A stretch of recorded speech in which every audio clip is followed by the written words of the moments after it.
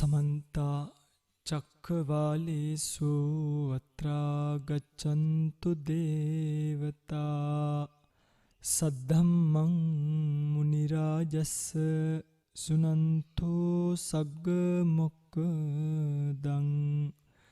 धम्मश्रवण कालो अयं भदन्ता धम्मश्रवण कालो अयं भदन्ता धम्मश्रवण कालो अयं भदन्ता। नमो तस्स भगवतो अरहतो सम्मा सम्बुद्धस्स नमो तस्स भगवतो अरहतो सम्मा सम्बुद्धस्स नमो तस्स भगवतो अरहतो सम्मा सम्बुद्धस्स। सत्ता कुशल पाकानि पुण्य पाकानि अट्ठदा क्रियाचित्तानि तीनीति अट्ठारस अहेतुका। සද්ධර්ම ශ්‍රවණාබිලාෂී ගුණබර කාරුණික පින්වත්නි, සම්මා සම්බුදු රජාණන් වහන්සේ නමක් ලෝකේ පහළ වෙලා සංසාර ගමනක අතරමං වෙලා යන සත්වයාට කිසිවක් නොදැන ඒ භවගාමී ගමනෙහි ඇලෙමින් ඒ භවගාමී ගමනෙහි මුලා වෙමින් අවිද්‍යා තණ්හා උපාදාන කියන කාරණාවන්ගේ එකතුපාදා වීම තුල නැවත නැවත සංස්කාර රැස් කරමින් අනන්ත දුකට නාම රූප ධර්මතා දෙකත් සමගම ඇදගෙන වැටෙන සත්වයාව ඒ නාම රූප සංඛ්‍යාත දුකින් නිදහස් කරන්න තමයි බුදුරජාණන් වහන්සේ නමක් ලෝකයට පහළ වෙන්නේ. පින්වත්නි, නිර්වාණය කියනවා. මේ නිර්වාණය කියන්නේ කුමක්ද කියන කාරණාව පිළිබඳව අද බොහෝ දෙනෙක් දන්නේ නැති ගතියක් තමයි අපිට දකින්න ලැබෙන්නේ. බොහෝ දෙනෙක් මේ නිර්වාණයයි කියලා කතා කරන්නේ මේ මහායානයේ සඳහන් වෙනවා සුඛාවදිය කියලා ස්ථානයක්. මේ සුඛාවදිය පෙන්වමින් මෙන්න මේ තැනට ගියොත් සදාකල් සැනසීමෙන් ඉන්න පුළුවන් වගේ අර්ථයක් අද වෙනකොට නිර්වාණයට දෙන ගතිය ලෝකේ දකින්න පුළුවන්කම ලැබෙනවා. හැබැයි නිර්වාණය කියන්නේ සුඛාවදිය කියලා අර්ථ ගන්නවපු තැනට වඩා බොහොම එහාට ගිය සියුම් ධර්මතාවයක්.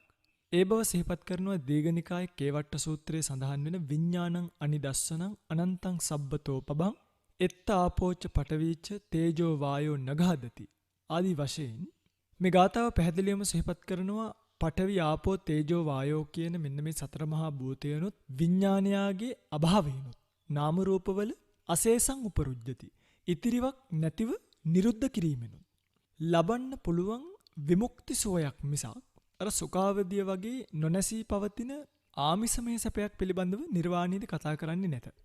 සැබවින්ම නිර්වාණය කියලා කියන්නේම පින්වත්නි නාම රූප දෙකේ නොපිහිටන තැන. ඒ කියන්නේ යම් තැනක නාම රූපය තියෙනවා නම් ඒක භවය.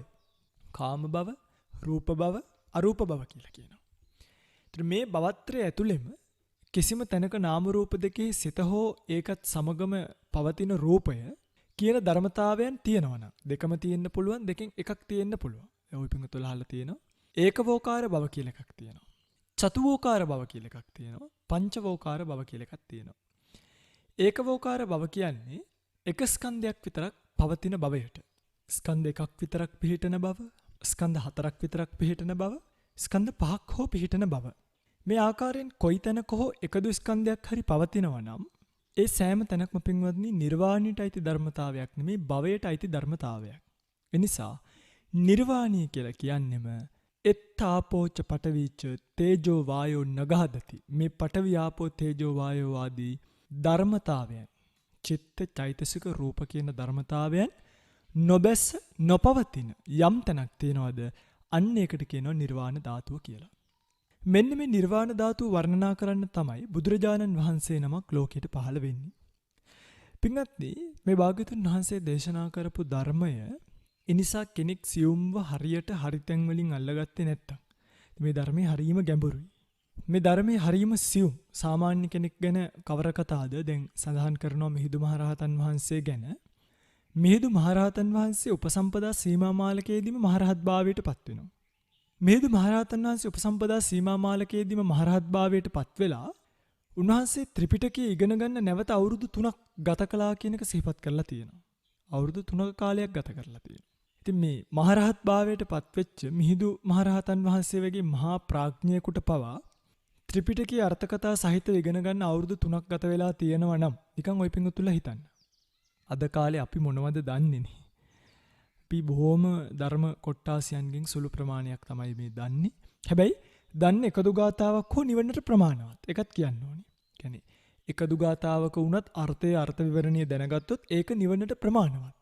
හැබැයි මෙකල බොහෝ සෙයින් උග්ගටිතඤ්ඤු විපචිතඤ්ඤු ආදී පුද්ගලයන්ගේ දුර්ලභභාවය නිසා බොහෝ සෙයින් සිටින නෙය්‍ය පුද්ගලයන් සුතා දතා වචසා පරිචිතා මනසානුපෙක්කිතා දිට්ඨියා සොප්පටි විද්දා කියන ආකාරයෙන් ධර්ම අවබෝධය කරන්න යන පුද්ගලයන් මේ ධර්මතාවයන් Taman දන්නේ එකදු ගාතාවක හෝ ධර්මතාවයන් පෙරක්සා විමසා බලන්න ඕනි. ඒවා තමන්ගේ කර්මස්ථානාචාර්යයන් වහන්සේලා විසින් ලබා දෙන පරිදි තමන්ගේ කර්මස්ථානාචාර්යයන් වහන්සේලා විසින් පෙන්වලා දීලා තියෙන මාර්ගය අනුගමනය කරන ගම. ඔය පිංගුතුලට දැන් භාවනා කරනවා නම් කර්මස්ථානියක් ඇතිනේ මම අන්න මේ ස්වාමීන් වහන්සේ දේශනා කරපු මාර්ගය මට ගැලපෙන බව පේනවා. ඒ මාර්ගයේ වැඩිමින් මාගේ කෙලෙස් ප්‍රහීන වෙනවා. ඒ මාර්ගය මම අනුගමනය කරනවා කියලා මේ වෙනකොට ධර්ම මාර්ගයේ හැසිරෙන පිංගුතුල්ල බවට පත් වෙලා ඉන්න ඕනේ. එවැනි පිංගුතුල්ලට තමයි අභිධර්මයේ කියන එක ප්‍රයෝජන සහිත වෙන්නේ. නැතුව මේ ඔය පිංගුතුල්ල හිතන්න එපා දැන් මේක ඇහුවා කියලා නිවන් මාර්ගය එකපාරම කෙල්ලෙමෙනවා කියලා. නෑ. මේ පරමාර්ථ ධර්ම නැත්නම් අභිධර්මයේයි කියලා දෙන්නේ ලෝකේ පවතින ස්වභාවය, ලෝකේ පවතින කර්මයේ ස්වභාවය, එහි විපාක ස්වභාවය, විපාක භාවයට එන පිළිවෙල මේ හැමදේම අභිධර්ම පිටකේ සඳහන් වෙලා තියෙනවා. මේ ධර්මතාවයන් ඔබට කියලා දෙන්නේ ඔබ වඩන නිර්වාණ මාර්ගයට යම් ධර්ම කාරණාවක් මේ කියන ඒවාගෙන් හේතු වෙනවා නම්, උපයෝගී වෙනවා නම්, උපකාර වෙනවා නම් අන්නේ උපයෝගීත්වය, උපකාරීත්වය ඔබේ කර්මස්ථානියට ලබා ගැනීම පිණිසයි මේ සියුම් අති විශේෂ ධර්ම කොටාශයක් වූ අභිධර්ම පිටකයේ සඳහන් වෙන පරමාර්ථ ධර්ම පිළිබඳව ඔබට විස්තර කරමින් එන්නේ. ඒ අනුව අපි පහුගිය ධර්මදේශනා කිහිපයේදීම අකුසල සිත් පිළිබඳව සහ අකුසල සිත් වලින් කරන දස අකුසල කර්මපතයන් පිළිබඳව සාකච්ඡා කරන්නට යෙදුණා. පින්වත්නි මේ දස අකුසල කර්මපතයන් පිළිබඳව සාකච්ඡා කරාම කෙනෙක්ට හිතෙන්න පුළුවන් මෙන්න මෙහෙම. මෙන්න මේ දස අකුසල කර්මයන් යම් කිසි කෙනෙක් කළොත්, එන අකුසල සිතකින් දස අකුසල කර්මයක් යම් කිසි කෙනෙක් කළොත් එයාට ලැබෙන විපාක කොයි ආකාරයේ විය හැකිද? කොහොමද එයාට ඒව විපාක භාවයට එන්නේ? පින්වත්නි අද ධර්ම දේශනාව ඔබට දිගහැරෙන්නේ මෙන්න මේ මාතෘකාව ඔස්සේ. පිටත් ඔබ දන්නවා අපි සිත් කොට්ටාශයන් පිළිබඳව ඉගෙනගෙන එන්නේ. මූලික වශයෙන් සිත අපි බෙදාගත්ත කාමාවචර භූමිය, රූපාවචර භූමිය, අරූපාවචර භූමිය, ලෝකෝත්තර භූමිය කියලා භූමි හතරකට. ඉන් අනතුරු අපි කාමාවචර භූමිය පිළිබඳව සාකච්ඡා කරමින් නැද්දි කාමාවචර භූමියේ පහළ වෙන අකුසල සිත් 12 පිළිබඳව ලෝභ මූලික සිත් 8යි, ද්වේෂ මූලික සිත් 2යි, මෝහ මූලික සිත් 2යි, ඒ 12ත් එක්ක යෙදෙන අකුසල චෛතසික ධර්මයන්ගේ සංප්‍රයෝගයයි කතා කරන්නට යෙදුණා. පිටුදී දැන් අපි අද එනවා අහේතුක කියන සිත් කොටාශයට. අහේතුක සිත් 18ක් තියෙනවා පිටුදී. ඒ නිසායි අහේතුක සිත් 18 දී සිහිපත් කළේ ධර්මදේශනාවට මාතෘකා කළ ගාථාවේදී සත්තා කුසල පාකානි. අකුසල සිත්වල විපාක 7ක් තියෙනවා. පුඤ්ඤ පාකානි 8ද. පුඤ්ඤ පාකානි. අහේතුක කුසල විපාක 8යි. ක්‍රියා චිත්තානි තීනීති. අහේතුක ක්‍රියාසිත 3යි. ඔක්කොම කීයද? 18 රස හේතුක. අහේතුක සිත් 18ක් බවට පත් වෙනවා. බලන්න. අකුසල විපාක 7යි. කුසල විපාක 8යි. 7යි 8යි 15යි. ක්‍රියාසිත 3යි 15යි 3යි 18ක් බවට පත් වෙන්නේ එහෙමයි. මෙන්න මේ නම් විවහාර කරද්දී දැන් මේ නම් කියනකොට මේක කිව යුතු ක්‍රමයක් තියෙනවා. අකුසල විපාක එහෙමයි කියන්නේ. අහේතුක අකුසල විපාක කියලා අපි විශේෂ විවහාරයක් කරන්නේ මොකද? සහේතුක අකුසල විපාක කියලා ප්‍රභේදයක් පේන්නේ නැති නිසා. ඉතින් අහේතුක අකුසල විපාකයි කියලා ප්‍රභේදයක් විශේෂයෙන් පෙන්වන්නේ නැත්තේයි සහේතුක අකුසල විපාක කියලා එකක් නැති නිසා. තියෙන්නේ අහේතුක අකුසල විපාක විතරයි. ඒ නිසා සාමාන්‍ය විවහාරයේදී මේ විවහාර කරන්න ඕනේ අහේතුක අකුසල විපාක කියලා නෙමෙයි. අකුසල විපාක. අකුසල විපාක කිව්වහම ඕනෑම අභිධර්මයේ දන්න පරමාර්ථ ධර්ම ගන්න කෙනෙක් දන්නවා මේ කියන්නේ අකුසල විපාකයි කියලා කිව්වේ අහේතුක සිත්වල තියෙන අකුසල විපාක වලට කියන එක. හැබැයි කුසල විපාක සිත් ගැන කියනකොට එහෙම නිකන් කුසල විපාක කියලා වැඩක් නෑ. ඇයි? මේක විවහාර කළ යුත්තේම අහේතුක කුසල විපාක කියලා. හේතුව තමයි කුසල විපාක සිත් කොටාසයක් තියෙනවා සහේතුක කුසල විපාක කියලා. තේරුණාද? සහේතුක කුසල විපාක කියලා එකකුත් තියෙනවා. එනිසා මේ කුසල විපාක වෙනම විශේෂයෙන්ම අහේතුක සිත්වල තියෙන කුසල විපාක 8ය කියලා හඳුන්වන්න මෙතනදී විශේෂයෙන්ම අහේතුක කියන වචනේ අපි භාවිත කරනවා. පැහැදිලිද? අකුසල විපාක 7යි. අහේතුක කුසල විපාක 8යි. අහේතුක ක්‍රියාසිත. මොකද අහේතුක ක්‍රියාසිත කියලා කියන්නේ තවත් ක්‍රියාසිත අපිට දකින්න පුළුවන්කම ලැබෙන නිසා. එනිසා මෙතනදිත් අනිවාර්යයෙන්ම අහේතුක කියන වචනේ අපි භාවිතාවට ගන්න ඕනේ, පාවිච්චි කරන්න ඕනේ. අහේතුක ක්‍රියාසිත 3ක් තියෙනවා කියලා විවහාර කරන්න ඕනේ. මේ නම් කියන්න හොඳට හුරු වෙන්න. අකුසල විපාක 7යි. අහේතුක කුසල විපාක 8යි. අහේතුක ක්‍රියාසිත 3යි. පින්වත්නි, මෙන්න මේ ක්‍රියාසිත 18ට අපි කියනවා අහේතුක ක්‍රියාසිත 18 කියලා. නැත්නම් අට්ඨාරස අහේතුකා කියලා සිහිපත් කළේ ඒක. හොඳයි. අපි බලමු මොනවද මේ අහේතුක සිත් කියලා. පින්වත්නි, මෙතනදී විශේෂයෙන් මට ඔය පින්තුලට කියලා දෙන්න ඕනේ අකුසල විපාක ගැන. මොකද අපි අකුසල කර්ම ගැනයි කතා කළේ. නමුත් මම මෙතනදී ඔය පින්තුලට ලේසි වෙන්න කුසල විපාකත් එකවරම කියලා දෙන්න. හරිද? මගේ පින්තුල හොඳට මේව මතක තියාගන්න. අකුසල විපාකයෝ 7යි කිව්වනේ. මොනවද? චක්කු විඤ්ඤාණය, සෝත විඤ්ඤාණය, ගාන විඤ්ඤාණය, જીවහා විඤ්ඤාණය, කාය විඤ්ඤාණය. කීයද? 5යි. සම්පටිච්ඡන සම්තීරණ. ඒ දෙකත් එක්ක තමයි 7 බවටපත් වෙන්නේ. මොනවද? චක්කු, සෝත, ගාන, જીවහා, කාය සම්පටිච්ඡන සම්තීරණ කියලා තමයි මේ හිත් 7 හඳුන්වන්නේ. මේ සිත් 7 වේදනාව පෙන්වලා දීලා තියෙනවා. මේ සිත් 7න් 6ක්ම පින්වත්නි. ඒ කියන්නේ චක්කු විඤ්ඤාණය, සෝත විඤ්ඤාණය, ගාන විඤ්ඤාණය, જીවහා විඤ්ඤාණය කියන පළවෙනි 4ම පින්වත්නි උපේක්ඛා සහගතයි. එතකොට විවහාර කරන්නේ මෙහෙම. උපේක්ඛා සහගත චක්කු විඤ්ඤාණය, උපේක්ඛා සහගත සෝත විඤ්ඤාණය, උපේක්ඛා සහගත ගාන විඤ්ඤාණය, උපේක්ඛා සහගත જીවහා විඤ්ඤාණය, කාය විඤ්ඤාණය පින්වත්නි මේකේ අකුසල විපාක නිසා උපේක්ඛා සහගත වෙන්නේ නැහැ. දුක්ඛ සහගත කාය විඤ්ඤාණය කියලා සිහිපත් කරලා තියෙන. ඒක හොඳට මතක තියාගන්න. චක්කු, සෝත, ගාන, જીවහා කියන 4ම උපේක්ඛා සහගතයි. කාය විඤ්ඤාණි උපේක්ඛා සහගතයි නෙමෙයි. අකුසල සිත්වල කාය විඤ්ඤාණි මොනව සහගතයිද? දුක්ඛ සහගතයි. මම මේක කියලා දෙන්නම් ඇයි මෙහෙම වෙන්නේ කියලා. ඊළඟට සම්පටිච්ඡන සම්තීරණ කියලා දෙකක් තියෙනවනේ. අන්න ඒ දෙකත් පින්වත්නි දුක්ඛ සහගත වෙන්නේ නැහැ. ඒවත් මොනව සහගතයිද? ඒව උපේක්ඛා සහගතයි. එතකොට අකුසල විපාකවල උපේක්ඛා සහගත සිත් 6යි, දුක්ඛ සහගත සිත් 1යි. දුක්ඛ සහගත හිත මොකද්ද? දුක්ඛ සහගත කාය විඤ්ඤාණි. උපේක්ඛා සහගත සිත් 6 මොනවද? උපේක්ඛා සහගත චක්කු විඤ්ඤාණි, උපේක්ඛා සහගත සෝත විඤ්ඤාණි, උපේක්ඛා සහගත ගාන විඤ්ඤාණි, උපේක්ඛා සහගත જીවහා විඤ්ඤාණි, උපේක්ඛා සහගත සම්පටිච්ඡනි, උපේක්ඛා සහගත සම්තීරණය. මේවා පින්වත්නි ලියා ගන්න. අපි බලමු එයි මේ නම් වලට මේ වචන ඇවිල්ලා තියෙන්නේ කියලා. පින්වත්නි, මෙතනදී පළවෙනියටම දැනගන්න ඕන එක තමයි අහේතුක කියන්නේ ඇයි කියලා. දැන් මේ ඔක්කොම අහේතුක සිත්නේ. මේ අභිධර්මයේ තියෙනවා හේතු කියලා හඳුන්වන චෛතසික 6ක්. ඒ කියන්නේ මේ චෛතසික 6ට කියන්නේ හේතු කියලා. මොනවද? ලෝභ, ද්වේෂ, මෝහ. අලෝභ, අද්වේෂ, අමෝහ. ලෝභ, ද්වේෂ, මෝහ, අලෝභ, අද්වේෂ, අමෝහ කියන මේ චෛතසික ධර්ම 6ට කියනවා හේතු කියලා. පිළිදි මේවාට හේතු කියන්නේ මේ චෛතසික ධර්මතාවයන් වල තියෙන සුවිශේෂී භාවයක් නිසා. මේ ගැන අපි චෛතසික ධර්ම පිළිබඳව විග්‍රහයක් අවසානයේදී කරනකොට මේ හේතු කියන චෛතසික කොටාසිය පිළිබඳව වැඩිදුරටත් කියලා දෙන්න. අපි දැනට මතක තියාගන්න ඕනි කාරණාව තමයි මේ අහේතුක සිත් වලට අහේතුක කියලා කියන්නේ කිසිම හේතුවක් නැතුව හටගත්තා කියලා නෙමෙයි. මෙන්න මේ පරමාර්ථයේ පෙන්වන ලෝභ, ද්වේෂ, මෝහ, අලෝභ, අද්වේෂ, අමෝහ කියන චෛතසික ධර්ම 6 මේ සිත්වල යෙදෙන්නේ නැහැ පින්වත්නි. මේ සිත් අරගෙන බැලුවොත් එහෙම අපි මේ සිත්වල පින්වත්නි ওই චෛතසික ධර්ම කිසිවක් යෙදෙන්නේ නැත. හරිද? ඇත්තට පින්වත්නි මේ සිත්වල යෙදෙන චෛතසික පිළිබඳව අපි නිකන් කල්පනා කරලා බැලුවොත් මම ওই පින්තුලට තාම කියලා දුන්නේ නැති නිසායි මම මේ ගැන කියලා දෙන්න නැතුව යන්න හදන්නේ. මේ සිත්වල යෙදෙන්නේ පින්වත්නි විශේෂයෙන්ම සම්පටිච්ඡන සම්තීරණ කියන සිත් හැර අනිත් සිත් පහේම යෙදෙන්නේ සබ්බචිත්ත සාධාරණ චෛතසික විතරයි. සම්පටිච්ඡන සම්තීරණ කියන දෙකේ විතක්ක ਵਿਚාර අදිමොක්ක කියන චෛතසික ධර්ම තුනත් සබ්බචිත්ත සාධාරණ චෛතසික එක්කම යෙදෙනවා. ඒවා දැම්ම මතක තියාගන්න බය වෙන්න ඕනි කාරණා නෙමෙයි. අපිට මේවා ඉගෙන ගන්න තව සෑහෙන කල් තියෙනවා. අපි මේවා ඉගෙන ගන්න මේ අවස්ථාවට එනකොට. හොඳයි. කතා කරගෙන ආපු මාතෘකාවට එමු.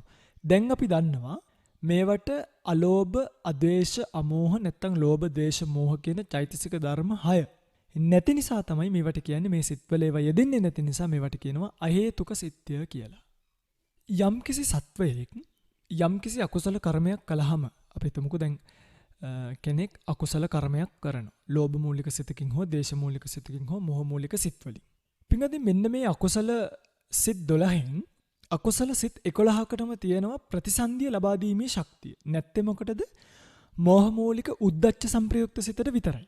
ඔය පින්වත්තුලට මතකයිනේ. උපේක්ඛා සහගත උද්දච්ච සංප්‍රයුක්ත කියන හිතට ප්‍රතිසන්දිය ලබා දීමේ කර්මයක් නැත්නම් කර්මපතයක් පරිපූර්ණ භාවයට පත් කරන්න පුළුවන් කමක් නැහැ. ලෝභ මූලික සිත් 8නුත්, දේශ මූලික සිත් 2නුත්, මෝහ මූලික සිත් 2කින් උපේක්ඛා සහගත විචිකිච්ඡා සංප්‍රයුක්ත කියන සිතිනුත් ප්‍රතිසන්දි කර්මයක් ගෙනල්ලා දෙන්න පුළුවන්. පින්දී අකුසල මූලික සිතකින් කෙනෙක් කර්මපතයක් සම්පූර්ණ කරලා එයාට ඊළඟ ජීවිතේ ප්‍රතිසන්දිය ලැබුවොත් ලැබෙන්නේ දුගතියකනේ. පැහැදිලිවම අපිට තේරෙනවා සතර අපායන් එකක නේ. නිරය වේවා, තිරිසන් වේවා, പ്രേත වේවා, අසුර වේවා කියන මේ කොට්ටාස 4න් එකක තමයි යාට උප්පත්තිය ලැබෙන්නේ. ඒක පින්වත්නි දුක් සහිත උප්පත්තියක්. හරි.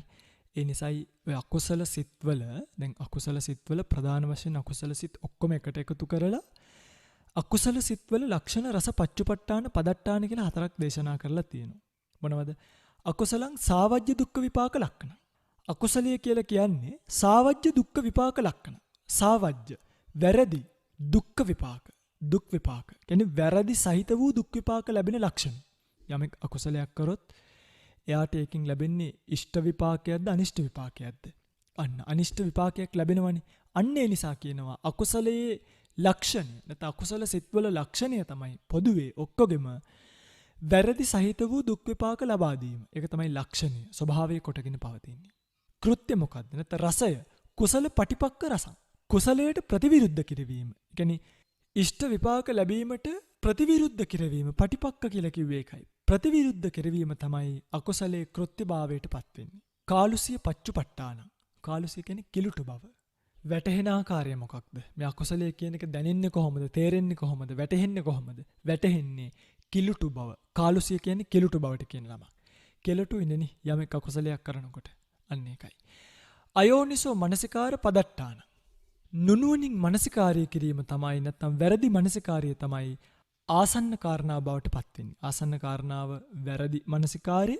වැරදි මනසිකාරය හේතු වෙලා කුසලයට ප්‍රතිපක්ෂ රසය නැත්නම් කෘත්‍ය සිදු කරමින් කිලුටු බව වැටහෙන කාරණාව බවට පත් කරගනිමින් වැරදි සහිත වූ දුක් විපාක ලබා දෙන ස්වභාවයට කියනවා අකුසල සිත් කියලා. ඒ නිසා යම් කිසි කෙනෙක් අකුසල සිතකින් යම් අකුසලයක් කළොත් කර්මපත ගානට එන්න පුළුවන්. එයාට ප්‍රතිසන්දිය ලැබෙන්න ගිහිල්ලා දුගති ලෝකයක. පිටින් මෙන්න මේ දුගති ලෝකයේ ලබන ප්‍රතිසන්දිය ලබා දෙන හිත. ඒකට කියන්නේ උපේක්ඛා සහගත සම්තීරණ හිත කියලා. මොකද දැන් ඔය පිටුලට කියපු 7න් බලන්න 7 වෙනියට තියෙනව නේද උපේක්ඛා සහගත සම්පටිච්ඡනියට පස්සේ උපේක්ඛා සහගත සම්තීරණිය කියලා හිතක්. ඔන්න ඔය සිත මුල් වෙලා තමයි පින්වත්නි ඕන කෙනෙක් අපායේ උප්පත්තිය ලබන්නේ. අපි දැන් ගමු දේවදත්ත ස්වාමීන් වහන්සේ. දේවදත්ත ස්වාමීන් වහන්සේ සංඝ බේදයකින් අකුසල කර්මයේ විපාක භාවයට ඇවිල්ලා ගිහලා නිරේ උප්පත්තිය ලැබුවානේ. ඒ නිරේ උප්පත්තිය ලබන ප්‍රතිසන්දි සිත තමයි ප්‍රතිසන්දි සිතේ ස්වභාවය තමයි උපේක්ඛා සහගත සම්තීරණය කියන්නේ. බල්ලෙක් වේවා, පූසෙක් වේවා, නිරේ සත්වෙක් වේවා, പ്രേත සත්වෙක් වේවා යම්කිසි දුගති උප්පත්තියක් ලැබෙනවා නම් ඒ දුගති ප්‍රතිසන්දිය සිද්ධ කරවන ප්‍රතිසන්දි කෘත්‍ය සිද්ධ කරවන සිත තමයි උපේක්ඛා සහගත සම්තීරණ හිත කියලා කියන්නේ. ඒ නිසා මේක ප්‍රතිසන්දි කියන කෘත්‍ය සිදු කරන සිතක් බවට පත් වෙනවා. තේරෙනවද? අර අකුසල කර්ම 12න් 11කින් ওই පිංගුතුලට උප්පත්තිය ලබා දෙන්න පුළුවන් ප්‍රතිසන්දි විපාක විදිහට. 12ෙන්ම ප්‍රවෘත්ති විපාක ලබා දෙන්නත් පුළුවන්. එතකොට ප්‍රතිසන්දි විපාක විදිහට ওই පිංගුතුල්ලා ගිහිල්ලා යම් කෙනෙක් කරපු කර්මපතයක් මතක් වෙලා අපායක උපදිනවා නම් ඒ අපාය ওই පිංගුතුලට පහළ වෙන පළවෙනි ප්‍රතිසන්දි හිත තමයි උපේක්ඛා සහගත සම්තීරණය කියලා කියන්නේ. මේ උපේක්ඛා සහගත සම්තීරණය පහළ වුණාට පස්සේ තමයි එතනින් ප්‍රවෘත්ති විපාක විදිහට තමයි විපාක ස්කන්ධ විදිහට තමයි උපේක්ඛා සහගත චක්කු විඥානය. ඒ කියන්නේ දැන් අපි හිතමුකෝ කෙනෙක් නිරේ උපදිනවා. උපදිනකොට යාට පේන්නේ ඉන්නේ කාවද? නිරිපල්ලු, යමපල්ලු, ලෝදිය, කටු ඉඹුල් ගස් ආදිය පේනකොට එයාට ඒ පහළ වෙන්නේ පින්වත්නි චක්කු විඥානය. හරිද? මේ චක්කු විඥානය සෝමනස්සත් නැහැ, දෝමනස්සත් නැහැ, සුඛත් නැහැ, දුකත් නැහැ. මොන වේදනා සහිතයිද? උපේක්ඛා වේදනා සහිතයි. ඇයි උපේක්ඛා වේදනා සහිත වෙන්නේ? පින්වත්නි කෙනෙක්ට රූපයක් පේනකොට මේ කතාව හොඳට අහගන්න. මේක එක්තරා ආකාරයකට ගැඹුරුයි. ඒක නැවත ශ්‍රවණය කරන්න සිහිය නුවණ වීරිය උපදවා ගන්න. මොකද මේක එකපාරින් තේරුම් ගත්තේ නැත්නම් හරියටම තේරුම් ගත්තේ නැත්නම් මෙතනින් එහාට අභිධර්මයේ කියන විෂයම නීරස විෂයක් බවට පත් වෙයි. මම මේ උපදේශයක් දෙන්න පිංගනි මේවා මේ ලේසි පහසු ධර්මතාවත් නෙමෙයි. හරියම කල්පනාවෙන් රැයවල් එළි වෙනකන් පොත් 7-8 10 පෙරලගෙන සමහර දේවල් කල්පනා කරමින් තේරුම් ගත්තු ධර්මතාවයන් තමයි මේවා. ඒ නිසා ඔය පිංගුතුල්ලට එක දේශනාවකින් ඒ ඔක්කොම 7-8ේම තියෙන කරුණු එකට එනකොට ඔය පිංගුතුල්ලට මේක නොතේරී යෑමේ අවකාශය ඉඩපාඩුව වැඩි. නමුත් සරලව කියලා දෙනවට වඩා ධර්මතාවයේ දැනගත යුතු සියලු ප්‍රභේදයන් කියලා දෙන්නේ ඒ කියන්නේ අපිට අහුවෙච්ච ප්‍රමාණයෙන් ඒක ඔය පිංගුතුල්ලට බොහොම යහපත පිණිස පවතින නිසා. පොත් ගොඩ පෙරලගෙන කාරණා හොයන්න ඕනේ නැති නිසා. එනිසා මේවා එකපාරින් අනේ අපිට තේරෙන්නේ නැහැ කියලා අතහරින්න එපා. ඔය පිංගුතුල්ලා නෙමෙයි. අපිටත් මේ සමහර ධර්ම කාරණා දැනටත් කල්පනා කරනකොට එක එල්ලේම අහුවෙන්නේ නැතුව යන ස්ථානත් නැතිවා නෙමෙයි. තාමත් තියෙනවා. සයිව නැවත නැවත කල්පනා කරමින් නැවත නැවත දන්න අපේ කල්යාණ මිත්‍රයන් වහන්සේලා විමසමින් උන්වහන්සේලාත් එක්ක ධර්ම සාකච්ඡා කරමින් තමයි මේ ධර්මතා අපිත් තව තවත් සියුම්ව ගැඹුරට තේරුම් ගන්න. අද තේරෙනවට වඩා වැඩි ප්‍රමාණයක් හෙට තේරෙනවා. හෙට තේරෙනවට වඩා වැඩි ප්‍රමාණයක් ඊළඟ දවසේ තේරෙනවා. මේ අවුරුද්දට වඩා වැඩි ප්‍රමාණයක් ඊළඟ අවුරුද්දේ තේරෙනවා. එහෙම තමයි මේ ධර්මතාවයන් තේරුම් ගන්න පුළුවන්කම ලැබෙන්නේ. පින්වත්නි ඇහැට පේන්නේ දැන් පඨවි ආපෝ තේජෝ වායෝ වන්න ගන්ධ රස ඕජා කියන සුද්දාෂ්ටකය අපිට පඨවි ඇහැට පේන්නෙත් නැහැ. ආපෝ ධාතුව ඇහැට පේන්නෙත් නැහැ. තේජෝ වායෝ ධාතුව ඇහැට පේන්නෙත් නැහැ. ඔන්න ඔතන තියෙන වර්ණ ධාතුව. වර්ණය තමයි පින්වත්නි රූප කලාපයක තියෙන වර්ණය. නැත්නම් ඒ වර්ණ සංකලනය තමයි චක්කු ප්‍රසාදයට ආපාතගත වෙන්නේ. නැත්නම් පේන්නේ. ඒ කියන්නේ රූපය ඇහි හැප්පෙන්නේ නැහැ නේද? ඔය පින්තුල හිතන්න පාරේ කාර් එකක් තියෙනවා. කාර් එකක් තියෙනකොට ඒ රූපාරම්මණය ඇවිල්ලා ඇහි හැප්පෙනවද? ඇහි හැප්පෙන්නේ නැහනේ. ඒ ඇහි හැප්පීම පින්වත්නි දැන් අර භෞතිකව ඇවිල්ලා මෙහෙම කරලා ඇහි හැප්පෙන්නේ නේ. ඇහි හැප්පෙන්නේ මොකක්ද? ඒ රූපයේ තියෙන ඡායාව පමණයි. ඒකත් ඊටම සියුම් ලෙස තමයි අහුවෙන්නේ. ඇත්තම පාට පේන්නෙත් නැහැ. තේරුණාද? ඊටාම සියුම් ලෙස තමයි ඒක හැප්පෙන්නේ. හරියට නිකන් පුළුන් පෙදක් එක ගැටෙනවා වගේ. හිතන්න පුළුන් කෑලි දෙකක් මෙහෙම එකට හැප්පෙනකොට ඒක ලොකු හැප්පීමක්ද ඊටා සියුම් හැප්පීමක්ද? අන්න ඒ වගේ සියුම් හැප්පීමක් තමයි අර වර්ණය කියනක චක්කු ප්‍රසාද වස්තුවේ හැප්පෙන්නේ. ඒ නිසානේ සිහිපත් කරන්නේ නේද? පිචු පිණ්ඩකේන පිචු පිණ්ඩකස්ස පූසනං විය. හරියට පුළුන් රොදක පුළුන් කෑල්ලක් වදිනවා වගේ තමයි. ඒක හරිම සියුම්. එනිසාම චක්කු විඤ්ඤාණ සිත කියන එක අරමුණු රසය විඳින්න හෝ සැප දුක් වේදනා ඇති කරන්න සමර්ථ නැහැ. මොකද අර ආරම්මන ඝට්ටණය සිද්ධ වෙන්නේ සියුම් ලෙස. අන්නේ ඒ වස්තු දුර්වලතාවය සහ කෘත්‍ය දුර්වලතාවය නිසා තමයි කියන්නේ වස්තුවත් දුර්වලයි ඒ සිතේ කෘත්‍යත් දුර්වලයි. ඒ නිසා තමයි එතන සෝමනස්ස දෝමනස්ස ආදී ආරම්මන රස විඳ ගැනීමේ වේදනාවක් ඇති නොවි උපේක්ඛා සහගත වේදනාවක් ඇති වෙන්නේ. අරමුණ හොඳට අඳුනගත්තට පස්සේ ඒ අරමුණ ප්‍රියමනාප නම් අන්න එතනින් එහාට සෝමනස්ස සිත් ජවන් වශයෙන් පහළ වෙන්න පුළුවන්. අප්‍රිය අරමුණක් නම් දෝමනස්ස නැත්නම් පටිඝ සිත් පහළ වෙන්න පුළුවන් ජවන් විදියට. හැබැයි මේ රූපය දැකීම කියන එක සිද්ධ වෙන්නේ පින්වත්නි ආරම්මන රස විඳීමකින් තොරවයි. එනිසා ඒවට කියනවා උපේක්ඛා සහගත කියලා. තේරෙනවද? හොඳයි. දැන් අපි මේ කතා කරන්නේ අකුසල විපාක ගැන. හැබැයි මම මේත් එක්කම ওই පින්වත්වලට කුසල විපාක පිළිබඳවත් කියලා දෙන්න. චක්කු විඤ්ඤාණය. චක්කු විඤ්ඤාණය කියලා කියන්නේ චක්කු ප්‍රසාදේ රූපාරම්මණය ගැටීමෙන් උපදින සිතට කියන නමක්. නැත්නම් රූප ආරම්මණය දැනගැනීමේ ස්වභාවයට කියන නමක්. මේ දැන් අපි අකුසල සිත් 7ක් ගැන කතා කළානේ. ඒ අකුසල සිත් 7 වගේම තමයි කුසල සිතුත් 8ක් තියෙනවා. ඒ 8ත් ඔය පිංගුතුල නිකන් ටිකක් පැත්තකින් ලියා ගන්න. එතකොට මම මේ කියන එක ඔය පිංගුතුලට තේරෙනවා. මම ඒ ටිකත් කියන්න. අහේතුක කුසල විපාක සිත් 8 තමයි උපේක්ඛා සහගත චක්කු විඤ්ඤාණය, උපේක්ඛා සහගත සෝත විඤ්ඤාණය, උපේක්ඛා සහගත ගාන විඤ්ඤාණය, උපේක්ඛා සහගත જીවහා විඤ්ඤාණය, සුඛ සහගත කාය විඤ්ඤාණය. මතක තියාගන්න අකුසල විපාකවලදී කාය විඤ්ඤාණය දුක්ඛ සහගතයි. කුසල විපාකවලදී කාය විඤ්ඤාණය දුක්ඛ සහගත නෑ. කුසලයකින් අමිහිරි ප්‍රතිඵලයක් දෙන්නේ නෑ නේ.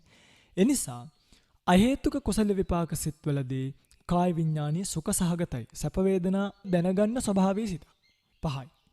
ඊළඟට උපේක්ඛා සහගත සම්පටිච්ඡනය, උපේක්ඛා සහගත සම්තීරණය තව එක හිතක් මේකට වැඩි වෙනවා. ඒ තමයි සෝමනස්ස සහගත සම්තීරණ කියන හිත. මොකද්ද? සෝමනස්ස සහගත සන්තීරණ කියන හිත. මේවා කියලා දෙන්නම් අදාළ තැනදී. අතන 7යි මෙතන 8යි. වැඩි උනේ මොකද්ද? දැන් ඔය පිටුතුල හොඳට බලන්න අකුසල විපාක සිත්වලදී තියෙන උපේක්ඛා සහගත සන්තීරණ කියලා හිතක් විතරයි. ඒකේ සෝමනස්ස හෝ දෝමනස්ස කියලා භාවයක් නැහැ. හැබැයි අහේතුක කුසල විපාකවලදී සන්තීරණ හිත දෙකක් බවට පත් වෙලා තියෙනවා. වේදනාව සෝමනස්ස සහගත භාවයට පත් වෙලා. පැහැදිලි නේද? ඔය පිටුතුලට පුළුවන් නම් අභිධර්ම මාර්ගයේ පොත ළඟට ගන්න. ඒකේ තියෙනවා හේතුක සිත් 18 කියලා. ඒ 18 මේ 7 8 පිළිවෙලට දක්වලා තියෙනවා. ඉතින් මේවා ඕන තරම් තැන්වලදී හොයාගන්නත් පුළුවන්කම ලැබෙනවා. හරි. හොඳයි. මම මේක කියලා දීගෙන ඉන්නම්. පිටින් දැන් අපි හිතමුකෝ චක්කු විඤ්ඤාණ දෙකක් තියෙනවනේ. එකක් තමයි අකුසල විපාක විඤ්ඤාණි, අනිත් එක තමයි අහේතුක කුසල විපාක විඤ්ඤාණි. ඔන්න පින්වත්නි යම් කිසි කෙනෙක් දැන් අපාය උපදින කෙනාට අපි කතා කරගෙන ආවේ අකුසල විපාක ප්‍රතිසන්දිය ගැන. දේවදත්ත ආදී නිරිසතුන්ට අර නිරිපල්ල ලෝදිය පේනකොට ඇති වෙන්නේ කුසල විපාකයක හිතක්ද අකුසල විපාක හිතක්ද? ඒ ඇති වෙන්නේ පින්වත්නි අකුසල විපාකයක්. කියන්නේ පෙර ජීවිතයක කරගත්තු පෙර හෝ මේ මොහොතට කලින් අතීතයේ කරගත්තු යම් කිසි අකුසලයක විපාකයක් විදියට තමයි අනිෂ්ඨාරම්මණය කියන එක පින්වත්නි ආපాతගත වීම වෙන්නේ. එනිසා අතීතයේ සිදු කරගත්ත අකුසල සිතක විපාකයේ විදිහට තමයි යම් කිසි කෙනෙක් අනිෂ්ඨාරම්මණය හඳුනා ගැනීමට පින්වත්නි මෙන්න මේ උපේක්ඛා සහගත චක්කු විඤ්ඤාණය කියන එක පහළ වෙන්නේ. මේවා පින්වත්නි පෙර ජීවිතවල හෝ මේ ජීවිතයේ මේ මොහොතට කලින් පහළ වෙච්ච සිත්වල කරගත්තු අකුසල් වල විපාක. කියන්නේ මේ හැම සිතක්ම මොනවද විපාක. හැබැයි යම් කිසි කෙනෙක්ට ඉෂ්ඨාරම්මණයක් නැත්නම් ප්‍රියමනාප දෙයක් ඇති වෙනවා. හරියට මෙන්න මේ වගේ. ඉතින් අපි හිතමු කුසල විපාකයක් විදියට ඔන්න කෙනෙක්ට භාග්‍යතුන් වහන්සේව පේනවා. දැන් භාග්‍යතුන් වහන්සේ කියන්නේ ඉෂ්ඨාරම්මණයක්ද අනිෂ්ඨාරම්මණයක්ද? ඉෂ්ඨාරම්මණයක්නේ. එතෙන් මේ ඉෂ්ඨානිෂ්ඨ වශයෙන් ආරම්මන බෙදා ගන්න වෙන්නේ මධ්‍යස්ථ පුද්ගලයන්ගේ සැලකීම විදිහට. කියන්නේ මධ්‍යස්ථ පුද්ගලයෝ බොහෝ කාලයක පටන් යම් අරමුණක් ඉෂ්ටයයි සලකනවද? ඒ අරමුණ අනිවාර්යයෙන්ම ඉෂ්ඨාරම්මණයක්. භාග්‍යතුන් වහන්සේ කියන්නේ ඉෂ්ඨාරම්මණයක්. හැබැයි කෙනෙක්ට භාග්‍යතුන් වහන්සේව දකිද්දී තරහ හිතක් ඇති වෙන්නත් පුළුවන්. ඔය සමහර මිත්‍යා දෘෂ්ටිකේ හිටියනේ අහක බලාගෙන ගියපු. හැබැයි භාග්‍යතුන් වහන්සේව දකින්න හිත කුසල විපාකයක්. ඒක අකුසල විපාකයක් භාවයටපත් වෙන්නේ නැහැ. සමහරුන්ට සංඥා විපල්ලාස, චිත්ත විපල්ලාස ආදී වශයෙන් අරමුණ පිළිගන්නා ස්වභාවය වෙනස් වීමෙන්, පෙරලීමෙන් ඉෂ්ට අරමුණු අනිෂ්ට විදියට පේන්න පුළුවන්. භාග්‍යතුන් වහන්සේව දැක්කම අහක බලාගෙන යන්න පුළුවන්. අසූචි ගොඩක් දකින්න ඌරා එයාට පහළ වෙන්න පිටුන්දී අකුසල් විපාකයක්. හැබැයි එයා ඒක ඉෂ්ඨාරම්මණයක් විදියට ගන්න සංඥා විපල්ලාස, චිත්ත විපල්ලාස කියන ධර්මතාවයන්ගේ විපරීත භාවයෙන්. හැබැයි පිළිගත යුතුයි ඒ අවස්ථාවේ ඔහුට පහළ වූ සිත අකුසල විපාක හිතක් බව. තේරුණාද මම මේ කියන එක? එහෙනම් කෙනෙක්ට කුසලාරම්මණයක් හඳුනා ගන්න සිත පහළ වෙන්නේ අහේතුක කුසල විපාක උපේක්ඛා සහගත චක්කු විඤ්ඤාණයකින්. පැහැදිලිද? අනිෂ්ඨාරම්මණයක් හඳුනා ගන්න සිත පහළ වෙන්නේ අකුසල විපාක චක්කු විඤ්ඤාණයකින්. අහේතුක කියලා කිව්වත් වැරදි නෑ. තේරුණාද මම මේ කියන එක? අහේතුක අකුසල විපාක චක්කු විඤ්ඤාණය කියලා කියන්න පුළුවන්. දුක්ඛදායක අරමුණු වලදී ඒක හඳුනා ගන්න සිත විදියට අකුසල විපාකේ චක්කු විඤ්ඤාණය, සෝත විඤ්ඤාණය, ගාන විඤ්ඤාණය, જીවහා විඤ්ඤාණය කියන එක ඇති වෙනවා. ප්‍රියාරම්මන නැත්නම් ඉෂ්ඨාරම්මන හඳුනා ගද්දියාට අහේතුක කුසල විපාක චක්කු, සෝත, ගාන, જીවහා කියන මේ සිත් ඇති වෙනවා. හැබැයි ඔය පිංගුතුල දකින්න නැති මේ ඔක්කොම උපේක්ඛා සහගත උනාට කාය විඤ්ඤාණය කියන එක උපේක්ඛා සහගත වෙලා නැහැ. එයි අකුසල විපාකවල කාය විඤ්ඤාණය දුක්ඛ සහගතයි. අහේතුක කුසල විපාකවල කාය විඤ්ඤාණය සුඛ සහගතයි. ඇයි මෙහෙම වුනේ? මේක ගැන පින්වත්නි සඳහන් කරනවා අභිධම්මත්ත විභාවනීය කියන ටීකාවේ. හරීම ලස්සනට මේ විග්‍රහය දක්වලා තියෙනවා. උපාදා රූපකේනච උපාදා රූපකස සංගට්ඨනං අතිදුබ්බලං. කියන උපාදාය රූප වලින් උපාදාය රූපයක හැප්පීම, සංගට්ඨනීය කියන්නේ මෙතන හැප්පීම, ඒක හරීම දුර්වලයි. හරියට පිචුපිණ්ඩකේන පිචුපිණ්ඩිකස්ස පෝසනං විය. පුළුම් පොදක් එක්ක හැප්පුණා වගේ. දැන් චක්කු, සෝත, ගාන, જીවහා කියලා කියන්නේ මහා භූත රූප නෙමෙයිනේ. දැන් ওই පිංගුතුලට මේක ගැන තාම තේරෙන්නේ නැහැ. මේක රූප විග්‍රහයට එනකොට තමයි තේරෙන්නේ. රූප පිංගත්නි 28ක් තියෙනවා. 8 රූපයෝ කියලා එකට කියනවා. පඨවි, ආපෝ, තේජෝ, වායෝ කියලා 4ක් තියෙනවා. ඒ 4ට කියනවා මහා භූත රූප කියලා. ඒ මහා භූත රූප උපාදාය කරගෙන පවතින නිසා සෙස රූප 28ටම 28න් 24ටම කියන්නේ උපාදාය රූප කියලා. ඒකට ඒවට තමයි උපාදාය රූප ගොඩට තමයි අයිති වෙන්නේ චක්කු, සෝත, ගාන ආදී ඉන්ද්‍රිය රූප පව. හරිද? දැන් ඔය පිංගුතුල නිකන් හිතන්න චක්කු රූපය කියලා කියන්නේ මහා භූත රූපයක්ද උපාදාය රූපයක්ද? උපාදාය රූපයක්නේ. අන්න ඒ නිසා සිහිපත් කරනවා මෙන්න මේ උපාදාය රූපයක් වෙච්ච චක්කු විඥානේ තවත් උපාදාය රූපයක් ගැටෙනකොට අන්න ඒක පින්වත්නි. ඒ හැප්පීම අති දුබ්බලයි. ඊටාම දුර්වලයි. හරියට පුළුම් පොදක් එක්ක හැප්පෙනවා වගේ. අන්න ඒ නිසා පින්වත්නි ඒ තැන්වලදී ඇති වෙන්නේ උපේක්ඛා සහගත නේව. උපේක්ඛා සහගත සිත් තමයි ඒ අවස්ථාවන් වලදී ඇති වෙන්නේ. මොකද මේ හැප්පීමේ දුර්වලභාවය නිසා. හැබැයි කාය විඥානස්සපන පොට්ටබ්බ සංකාත භූතත්වයමේව ආරම්මනන්ති තං කායප්පසාදේ සංගට්ටි තම්පි තං අතික්කමිත්වා තන්නිස්සයේසු මහා භූතේසු පටිහඤ්ඤති කියලා සිහිපත් කරලා තියෙනවා. ඒ කියන්නේ දැන් පින්වත්නි මෙහෙම හිතන්න. දැන් අරවා උපාදාය රූපනේ. හැබැයි පඨවි ආපෝ තේජෝ වායෝ කියලා කියන්නේ උපාදාය රූප නෙමෙයි මහා භූත. එතකොට මේ කාය ස්පර්ශය කියන එක සිද්ධ වෙන්නේ නැත්තම් මේ කාය විඥානීය කියන එක උපදින්නේ පඨවි තේජෝ වායෝ ආපෝ කියන රූපේ හැප්පීමක් සිද්ධ වෙන්නේ නැහැ. පඨවි තේජෝ වායෝ කියන භූත රූප තුන නිසා. අන්නේ භූත රූපයන්ගේ ස්පර්ශය තියෙනවනේ. ඒ භූත රූපයන්ගෙන් මේ සමන්විත ස්පර්ශයක් නිසා තමයි ඒකර කාය ප්‍රසාදී ඉක්ම වෙලා පින්වත්නි භූත රූපයන්ගේම හැප්පෙනවා. හරියට මේ වගේ උපමාව සිහිපත් කරනවා. අධිකරණී මත්තකේ පිචුපිණ්ඩකං තපෙත්වා කූටේන පහට කාලේ කූටස්ස පිචුපිණ්ඩකං අතික්කමිත්වා අධිකරණී ගහනං වේ. හරියට පින්වත්නි ඔය පින්වතුලා නිකා හිතන්න. කිනි හිරක් තියෙනවා. අපි හිතමුකෝ යකඩයක් කියලා. යකඩයක් උඩින් පුළුන් කෑල්ලක් තියලා කුළු ගෙඩියකින් මේ පුළුන් කෑල්ලට ගැහුවොත් මොකද වෙන්නේ? ඒ කුළු ගෙඩි පහර අර පුළුන් කෑල්ලේ වැදිලා නවතිනවද? පුළුන් කෑල්ල ඉක්මිලා ගිහිල්ලා යකඩ වේදිලා යකඩෙන් සද්දයක් එනවද? යකඩෙන් සද්දයක් එනවා. අන්න ඒ වගේ රූපාරම්මණීය කියන කැහේ ගැටෙන්නේ නැති නිසා පින්වත්නි ඒක චක්කු ප්‍රසාද රූපය කියන එක ඉක්මවන්නේ නැහැ. හැබැයි පොට්ටබ්බ සංඛ්‍යාත ආරම්මණය නැත්නම් පඨවි තේජෝ වායෝ කියන භූත රූප තුනේ හැප්පීම ස්පර්ශය කාය ප්‍රසාදයේ සිදුවෙන විට ඒක පින්වත්නි කාය ප්‍රසාදී ඉක්මවනවා. කාය ප්‍රසාදී ඉක්ම වෙලා ගිහිල්ලා ශරීරයේ පවතින භූත රූපත් එක්ක හැප්පීම කියන එක සිද්ධ වෙනවා. හරියට අර පුළුන් කෑල්ල ඉක්මිලා කිනිහිරේ ගිහිල්ලා කුළු ගෙඩිය වදිනවා වගේ. කාය ප්‍රසාදී ඉක්මිලා ගිහිල්ලා භූත රූප එක්ක හැප්පෙන නිසා මේක පින්වත්නි උපේක්ඛා සහගත වෙන්නේ නැහැ. මේ වේදනාව පැහැදිලිවම දුක්ඛ සහගත හෝ සුඛ සහගත වෙනවා. ඒ අනිෂ්ඨාරම්මණයක් ලෙස ලැබෙන අකුසල විපාකයක් නම් ඒක දුක්ඛ සහගතයි. හිතන්න දේවදත්ත නිරිසතාගේ අත කපනවා. අත කපනකොට පින්වත්නි අර කියත කියන එක අපි හිතමුකෝ කියතකින් කපන්නේ කියලා. මේ කියත කියන එක පඨවි ආපෝ තේජෝ වායෝ කියන ධර්මතාවලින් තමයි හැදිලා තියෙන්නේ. එතකොට අතන තියෙන රූපයත් ඒ ධර්මතාවලින් නිසා ඒ රූප හැප්පෙනකොට ඒක වේදනාවක් විදියට යාට පහළ වෙන්නේ අවස්ථාවේ නිරිසතාවට පහළ වෙන්නේ දුක්ඛ සහගත කාය විඥාන. ඒ වගේම තමයි කවුරු හරි කෙනෙක් අපේ ඔළුව අත ගන්නකොට, ඉඹිනකොට, ශරීර අපහසුතාවයක් වෙලා පිරිමදිනකොට අන්න එතනදී පින්වත්නි සුඛ සහගත කාය විඥාන අහේතුක කුසල විපාක සිතක් විදිහට පහළ වෙනවා. මම හිතන්නේ ඔය පින්වතුන්ලට මේක තේරෙනවා ඇති. පිට මේක සමහරකට අමාරුත් ඇති. හැබැයි මේ ධර්ම කාරණා වහන්න. මේ කාරණාව නැවත අහනකොට ඔබට මේ පිළිබඳව තේරුම් ගන්න පුළුවන්. හරි. ගොඩක් ගැඹුරට මම මේක කියන්නේ නෑ එකපාර. අදට මේ කතාව අහගන්න. මේ සිත් පිළිබඳව තේරුම් ගන්න. මේවට අහේතුක කියන්නේ ඇයි? උපේක්ඛා සහගත කිව්වේ ඇයි? සුඛ සහගත කිව්වේ ඇයි? දුක්ඛ සහගත කිව්වේ ඇයි කියන එක හොඳට මතක තියාගන්න. මේ මතක තියා ගැනීමෙන් ඔය පිටුතුලට පුළුවන් මේ පරමාර්ථ ධර්ම විශේෂයි පවතින නිර්වාණ ධාතු කොයි කවර ආකාරයකක්ද කියන එක පිළිබඳව මනා අවබෝධයකට එන්න.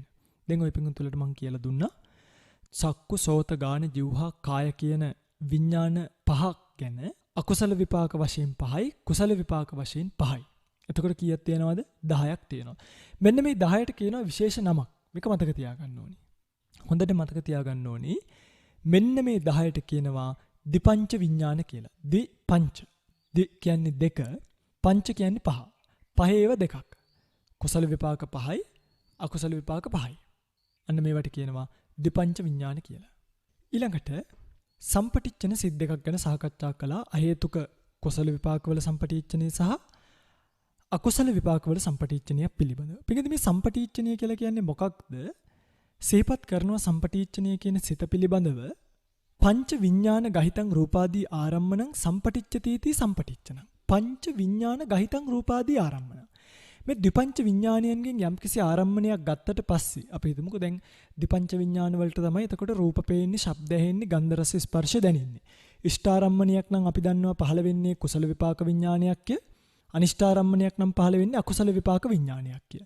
ඒ චක්කුසෝත ගාන ජීවහා කියන හතරම උපේක්ඛා සහගතය කාය විඥානීය පමණක් අනිෂ්ඨාරම්මණ නැත්නම් අකුසල විපාකයක් විපාක භාවයට එනකොට දුක්ඛ සහගත වෙනවාය. කුසල විපාකයක් විපාක භාවයට එනකොට සුඛ සහගත වෙනවාය කියන කාරණාව අපි දැන් දන්නවා. මෙන්න මේ දෙපංච විඥාන වලින් එක කිව්වේ පංච විඥාන ගහිතං රූපාදී ආරම්මන. ගන්න යම්කිසි අරමුණක් සම්පටිච්ච තීති. සම්පටිච්ච තීති කියලා කියන්නේ පිළිගනීද? සම්පටිච්චනීය කරනවා කියන්නේ පිළිගන්නවා කියන එක. මෙන්න මේ සම්පටිච්චනීය කියන සිත සිද්ධ කරන්නේ පංච විඥානීය විසින් යම්කිසි රූපාරම්මණයක් දර්ශනය කරාද, ශබ්දාරම්මණයක් ශ්‍රවණය කළාද, ගන්ධාරම්මණයක් ආග්‍රහණය කළාද, නැත්නම් ආස්වාදනය කළාද, ස්පර්ශ කළාද, ඒ දර්ශන ශ්‍රවණ ආග්‍රහණය ආස්වාදනය ස්පර්ශ කරන ලද අරමුණු පිළිගන්න ස්වභාවයට කියනවා සම්පටිච්චන හිත කියලා. තේරුණාද? සම්පටිච්චනීය කියලා කියන්නේ මොකක්ද? අරමුණ පිළිගන්න සිත. අනිෂ්ඨාරම්මණයක් පිළිගැනීම වශයෙන් අකුසල විපාක සම්පටිච්චන හිත පහළ වෙනවා. කුසල විපාක විඥානයන්ගේ ගත් අරමුණක් පිළිගැනීම වශයෙන් කුසල විපාක සම්පටිච්චන කියන සිත පහළ වීම කියන එක සිද්ධ වෙනවා. ඒ තමයි සම්පටිච්චන සිද්දකේ ස්වභාවය. ඒ සිත් වලට දැන් බලන්න පිළිගන්නේ කොච්චර ලස්සනට මේ සිත් ප්‍රභේදයන් ලැබිලා තියෙනවද කියලා. යම් තැනක අකුසල ආරම්මණයක් අකුසල විපාක සිතකින් ගත්තොත් ඒක පිළිගන්න අකුසල සිත්වලම සම්පටිච්චන කියලා සිතක් යෙදිලා තියෙනවා. යම් තැනක කුසල විපාකයකින් ඉෂ්ඨාරම්මණයක් ගත්තොත් ඒක පිළිගන්න අහේතුක කුසල විපාක සම්පටිච්චනයක් වෙන මේ සිත් වලට යෙදිලා තියෙනවා. මේකට කියනවා සම්පටිච්චන ද්වය කියලා. කියන්නේ සම්පටිච්චන දෙක. හරි. ඊළඟට සම්තීරණ. සම්තීරණ වල තමයි පින්ගනි මෙතන විශේෂම වැදගත්කම ඉන්නේ. ඔය පින්ග තුල දකින්න ඇති උපේක්ඛා සහගත සම්තීරණය කියලා අකුසල විපාකවලත් තියෙනවා, අහේතුක කුසල විපාකවලත් තියෙනවා, විශේෂ සිතක් තියෙනවා. සෝමනස්ස සහගත සම්තීරණය කියලා කුසල විපාකවල. පින්ගනි මේ අහේතුක කුසල විපාකවලත් අකුසල විපාකවලත් සම්තීරණ කියන සිත්වල උපේක්ඛා සහගත සම්තීරණ කියන සිත් දෙක විශේෂයි. ඒ තමයි මේ සිත් දෙකටම පුළුවන් වගේ පින්වත්නි ප්‍රතිසන්දිය කියන එක ලබා දෙන්න. ඔය පිංගුතුල්ල දන්නව ඇති. මම මේ පිළිබඳව විග්‍රහයකට එන්නම් ඊළඟට. අපි තේරුම් ගමු මෙන්න මෙහෙම. යම් කිසි කෙනෙක් දුගතියක උප්පත්තිය ලබනවා නම් අකුසල කර්මයක් නිසා එයා ඒකාන්තයෙන් උපත ලබන්නේ එකම හිතයි. එයාට එකම සිතයි පහළ වෙන්නේ. ඒ සිත තමයි අකුසල විපාක උපේක්ඛා සහගත සම්තීරණ හිත. හැබැයි සුගති උප්පත්තියේදී මේක චුට්ටක් වෙනස් වෙනවා. මම ඒ ගැන කියලා දෙන්නම්. දැන් සුගති උප්පත්තියක් ලබනකොට පින්වත්නි කෙනෙක්ට මෙන්න මේ අහේතුක කුසල විපාකයක් බවට පත් වෙලා තියෙන උපේක්ඛා සහගත සම්තීරණ හිතින් උප්පත්තියක් ලබන්නත් පුළුවන්. එහෙම ලබන උප්පත්තියකට කියනවා අහේතුක උප්පත්තියක් කියලා. කියන්නේ සුගති අහේතුක කියලායි කියන්නේ. හැබැයි කුසල ප්‍රතිසන්දියට පින්වත්නි මේ සිත විතරක් නෙමෙයි. තවත් සිත් උපකාරී වෙනවා. උදාහරණයක් විදිහට කාමාවචර සිත්වල තියෙන විපාක. සහේතුක කුසල විපාක සිත් කියන ඒ අටෙනුත් ප්‍රතිසන්දිය ලබා දෙන්න පුළුවන්. කාමාවචර ලෝකේ. තේරෙනවද මං කියන එක? එතකොට අකුසල ප්‍රතිසන්දිය ලබා දෙන්න තියෙන එක හිතයි වුණාට මේ කාම ලෝකයේ තුලම කුසල ප්‍රතිසන්දිය ලබා දෙන්න සිත් 9ක උපනිශ්‍රයක් තියෙනවා. ඒ තමයි මහා විපාක සිත් 8යි. මෙන්න මේ කතා කරන උපේක්ඛා සහගත සම්තීරණ කියන හේතුක සිතයි. මේව ගැන අපි කතා කරමු හිමිහිට. අපි බලමු අනිත් එක සෝමනස්ස සහගත සම්පටිච්චනීය කියන්නේ මොකක්ද කියලා. පින්වත්නි මෙතනදී අපි තේරුම් ගත යුතුයි මේ සම්තීරණ කියන සිතේ අපිට විශේෂ ප්‍රභේදයක් පේන්න තියෙනවා උපේක්ඛා සහගත සහ සෝමනස්ස සහගත කියලා. ඇයි මේක මේ විදිහට උනේ? දැන් පින්වත්නි අපි ගත්තොත් කුසල විපාකයක් විදිහට පහළ වෙන උපේක්ඛා සහගත චක්කු විඥානීයකින් අපි රූපයක් දකිනවා. මේ රූපය පින්වත්නි වේදනා දෙකක් වෙන්න පුළුවන්. එකක් මේක මධ්‍යස්ථාලම්බනයක් වෙන්න පුළුවන්. අනිත් එක මේක ඉෂ්ඨාරම්මණයක් වෙන්න පුළුවන්. යම් කෙනෙක්ට මධ්‍යස්ථාරම්මණයක් නම් මේ වෙලාවේ ගැටුනේ එයාට පහළ වෙන්නේ පින්වත්නි උපේක්ඛා සහගත සම්තීරණ කියන හිත. හැබැයි යම් කෙනෙක්ට පින්වත්නි තමන් කැමති ඉෂ්ඨාරම්මණයක් තමන්ගේ චක්කු විඥාණයට ආපాతගත වීම තුළ එයාට උපදින්නේ උපේක්ඛා සහගත සම්තීරණයක් නෙමෙයි. එයාට උපදින්නේ සෝමනස්ස සහගත සම්තීරණයක්. තේරුණාද? එතකොට ඇයි අකුසල විපාකවල එහෙම සම්තීරණ දෙකක් පෙන්වුවේ නැත්තේ දෝමනස්ස කියලා හරි? ඇයි දන්නවද? කුසල ආරම්මණීය පින්වත්නි ඉෂ්ඨ මධ්‍යම කියලා කොටස් දෙකකට බෙදන්න පුළුවන් වුණාට අනිෂ්ඨාලම්බණී අනිෂ්ඨ මධ්‍යස්ථ කියලා දෙකකට බෙදන්න බෑ. අනිෂ්ඨාලම්බණයක් විතරමයි. ඒකත් මධ්‍යස්ථ විදියෙන් ග්‍රහණය වෙන්නේ මොකද අර අරමුණ හැප්පීමේ තියෙන දුර්වලභාවය නිසා. අපි සිහිපත් කළානේ වස්තු දුර්වල සහ කෘත්‍ය දුර්වලභාවය කියලා. අන්න ඒ නිසා මෙතනදී පැහැදිලිවම අනිෂ්ඨ මධ්‍යස්ථාලම්බණීය පමණයි දක්වලා තියෙන්නේ. කුසලයේදී විතරක් මේක මධ්‍යස්ථාලම්මණින් එහාට ගිහිල්ලා ඉෂ්ඨාරම්මණිය කියන එක දක්වන්න තමයි විශේෂයෙන්ම සෝමනස්ස සහගත සම්තීරණ කියන එකක් දක්වලා තියෙන්නේ. ඔය තමයි මගේ පින්වත්නි සාමාන්‍යයෙන් මේ සිත්වල කියන්නේ අකුසල විපාක 7හි සහ අහේතුක කුසල විපාක 8හි සාමාන්‍ය විවරණي. මේ තාම සාමාන්‍ය විවරණයක් කරන්නේ. තව මේකේ තුනක් ඉතුරු වෙලා තියෙනවා පංචද්වාරා වජ්ජනීය ඊළඟට මනෝද්වාරා වජ්ජනීය සහ හසිතුප්පාද කියන හිත් තුන. ඒ තුන පිළිබඳව අපි වෙනම කතා කරමු. මොකද ඒ තුන පිළිබඳව අපිට කතා කරන්න ටිකක් වැඩිපුර ඉතුරු වෙලා තියෙනවා. අපි මේ කතා කරපු මාතෘකාවෙම ටිකක් ගැඹුරට යන්. මොකද මේ පිළිබඳව හරියටම දැනගන්න ඕනි. දැනගත්තොත් තමයි අභිධර්මයේ කොයි ආකාරයෙන්ද අපේ ජීවිතයට එකතු වෙන්නේ කියන එක මේ එකදු දේශනාවකින් හරි දැනගන්න ඔය පිංගුතුලට පුළුවන්කම ලැබෙන්නේ. පිංගුත්නිය ඔය පිංගුතුලා නිකන් හිතන්න දැන් ඔන්න කෙනෙක් උප්පත්තිය ලබනවා. මේ උත්පත්ති ලබන ක්‍රම විශේෂයෙන්ම තුනක් දකින්න පුළුවන්. අහේතුක ප්‍රතිසන්දි, ද්විහේතුක ප්‍රතිසන්දි, ත්‍රිහේතුක ප්‍රතිසන්දි කියලා. මොනවද? අහේතුක, ද්විහේතුක, ත්‍රිහේතුක. සාමාන්‍යයෙන් ඕනෑම මේ ලෝකයේ ඉන්න සත්වයක් ගත්තාම ඕන සත්වයක් මෙන්න මේ කොටස් තුනෙන් එකකට අයිති. එක්ක එයා ත්‍රිහේතුක ප්‍රතිසන්දිකයෙක්, එක්ක එයා ද්විහේතුක ප්‍රතිසන්දිකයෙක්, එක්ක එයා අහේතුක ප්‍රතිසන්දිකයෙක්. මේකෙන් එක අපි විස්තර විග්‍රහ කරගෙන යමු. මුලින්ම අපි ගන්නවා අහේතුක ප්‍රතිසන්දි කියන ප්‍රතිසන්දිය. පිටන්නේ අහේතුක ප්‍රතිසන්දි දෙකයි. දුගති අහේතුක ප්‍රතිසන්දිය, සුගති අහේතුක ප්‍රතිසන්දිය කියලා. දුගති අහේතුක ප්‍රතිසන්දිය කියලා කියන්නේ දැන් ඔය පිටුතුන හොඳට තේරුම් ගන්න යම් කෙනෙක් නිරය, අසුර ලෝකය, තිරිසන් ලෝකය, പ്രേත උප්පත්තිය ලැබුවොත් එයා අහේතුක සිතකින් තමයි නැත්නම් අකුසල විපාකයකින් තමයි උප්පත්තිය ලබන්නේ. අපි දන්නවා මොකද්ද දැන් සිත කියලා. උපේක්ඛා සහගත සම්තීරණකින් හිතෙන් උප්පත්තිය ලබන්නේ. ඒක සුගතිය නෙමෙයි දුගතිය නිසා එයාට අපි කියනවා දුගති අහේතුක උප්පත්තියක් කියලා. ඒතර මේ දුගති අහේතුක උප්පත්තිය පිංගන්නේ අකුසල විපාකයක්. හැබැයි ඔය පිංගුතුල දැකලා ඇති දැන් ලස්සන සත්තු ඉන්නවනේ. සමහර සත්තු ඉන්නවා පිංගුත්නි දැක්කහම ඒගොල්ලෝ හරි ලස්සනයි. සමහර බල්ලෝ ඉන්නවා. සමහර මොනරෝ ඉන්නවා. ඒ වගේ සමහර පූසෝ ඉන්නවා. එතකොට මේ අකුසල විපාකයෙන් උප්පත්තිය ලැබුවත් ඇයි මෙච්චර ලස්සන උනේ? ඒ තමයි කුසල කර්ම උපනිශ්‍රය වෙලා. ඒ කියන්නේ පිංගුත්නි මේ අකුසල විපාකයේ සිද්ධ කරන්නේ ප්‍රතිසන්දිය ලබා දෙන එක විතරයි මේ අවස්ථාවේ. එයාගේ පාට උස මේවා ඔක්කොම තීරණය කරන්නේ වෙනත් කුසල කර්මයකින් ඇතිවෙච්ච චේතනා කියන පුඤ්ඤාභි සංකාරයන්ගෙන් ඇතිවෙච්ච ශක්තියක් මේ උප්පත්තිය වර්ණවත් කරන්න පුළුවන්. හරියට අපේ බෝසතාණන් වහන්සේ එක මට හිතන්නේ මට මතක විදිහට මයුර ජාතකයේ මොණරෙක් වෙලා උප්පත්තිය ලබනවා සිහිපත් කරලා තියෙන ওই ජාතක අට කතාව. පෙර ආත්ම භාවයන් වල සිල් රැකපු නිසා තමයි වර්ණවත්. ඒ තරම් సౌందර්යයක් සහිත මොණරෙක් වෙලා උප්පත්තිය ලැබුවේ කියලා. දැන් මොණර උප්පත්තිය කියන්නේ දුගති අහේතුක උප්පත්තියක් වුණත් ලස්සන වෙන්න බලපාලා තියෙනවා කුසල කර්මයක්. උප්පත්තිය ලබා දෙන්න විතරයි අර උපේක්ඛා සහගත සම්තීරණය කියන අකුසල විපාක ප්‍රතිසන්දි සිත ඉදිරිපත් වෙලා උප්පත්තිය ලැබලා දීලා තියෙන්නේ. ඒ තමයි දුගති අහේතුක උප්පත්තිය පිළිබඳව කතාව. ඊළඟට අපි යමු සුගති අහේතුක උප්පත්තිය කියන එක. සුගති අහේතුක උප්පත්තිය තමයි ඔය පිංගුතුල්ලා දැකලා ඇති ජාත්‍ය අන්ධ. ජාත්‍ය අන්ධ කියලා කියන්නේ පිංගුනි උපදිනකොටම අන්ධ භාවයටපත් වෙච්ච අය.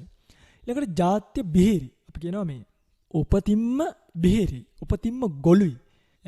තව තියෙනවනේ උපතින්ම පණ්ඩකයි නපුංසක භාවයට පත් වෙලා ඊළඟට ගොතාදී භාවයට පත් වෙලා උප්පත්තිය ලබනවා නම් උප්පත්තියෙන්ම අන්න ඒගොල්ලන්ට කියනවා ජාත්‍ය අන්ධයෝ කියලා. අන්නේ ජාත්‍ය අන්ධ උත්පත්තිය ලබන්නේ බොහෝ විට සුගති අහේතුක විපාකයකින්. පින්ගන්දී දැන් මේ සුගති අහේතුක විපාකය කියන එක මට කියන්න කුසල විපාකයක්ද අකුසල විපාකයක්ද?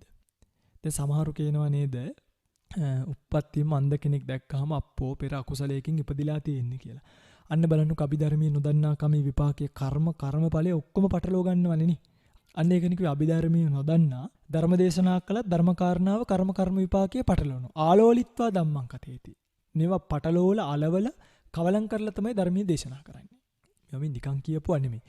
මතක තියා ගන්න උප්පත්තියෙන් බිහිරෙක් වුණත් උත්පත්තියෙන් අන්ධයෙක් වුණත් උත්පත්තියෙන් නපුංසක භාවයටපත් වුණත් එයා පින්වත්නි මනුෂ්‍ය ලෝකේ නම් උප්පත්තිය ලැබුවේ එයා උප්පත්තිය ලැබලා තියෙන අකුසල විපාකයකින් නෙමෙයි. එයා උප්පත්තිය ලැබලා තියෙන කුසල විපාකයකින්. වෙනස තමයි ඒ කුසල ප්‍රතිසන්දිය ලබා දීපු සිත දුර්වල සිතක්. අන්න ඒකයි වෙනස. ඒක දුර්වලයි. ඒක දුර්වල භාවයටපත් වෙන්නේ කොහොමද කියන කාරණාව හිමින් සැරේ කියලා දෙන්න.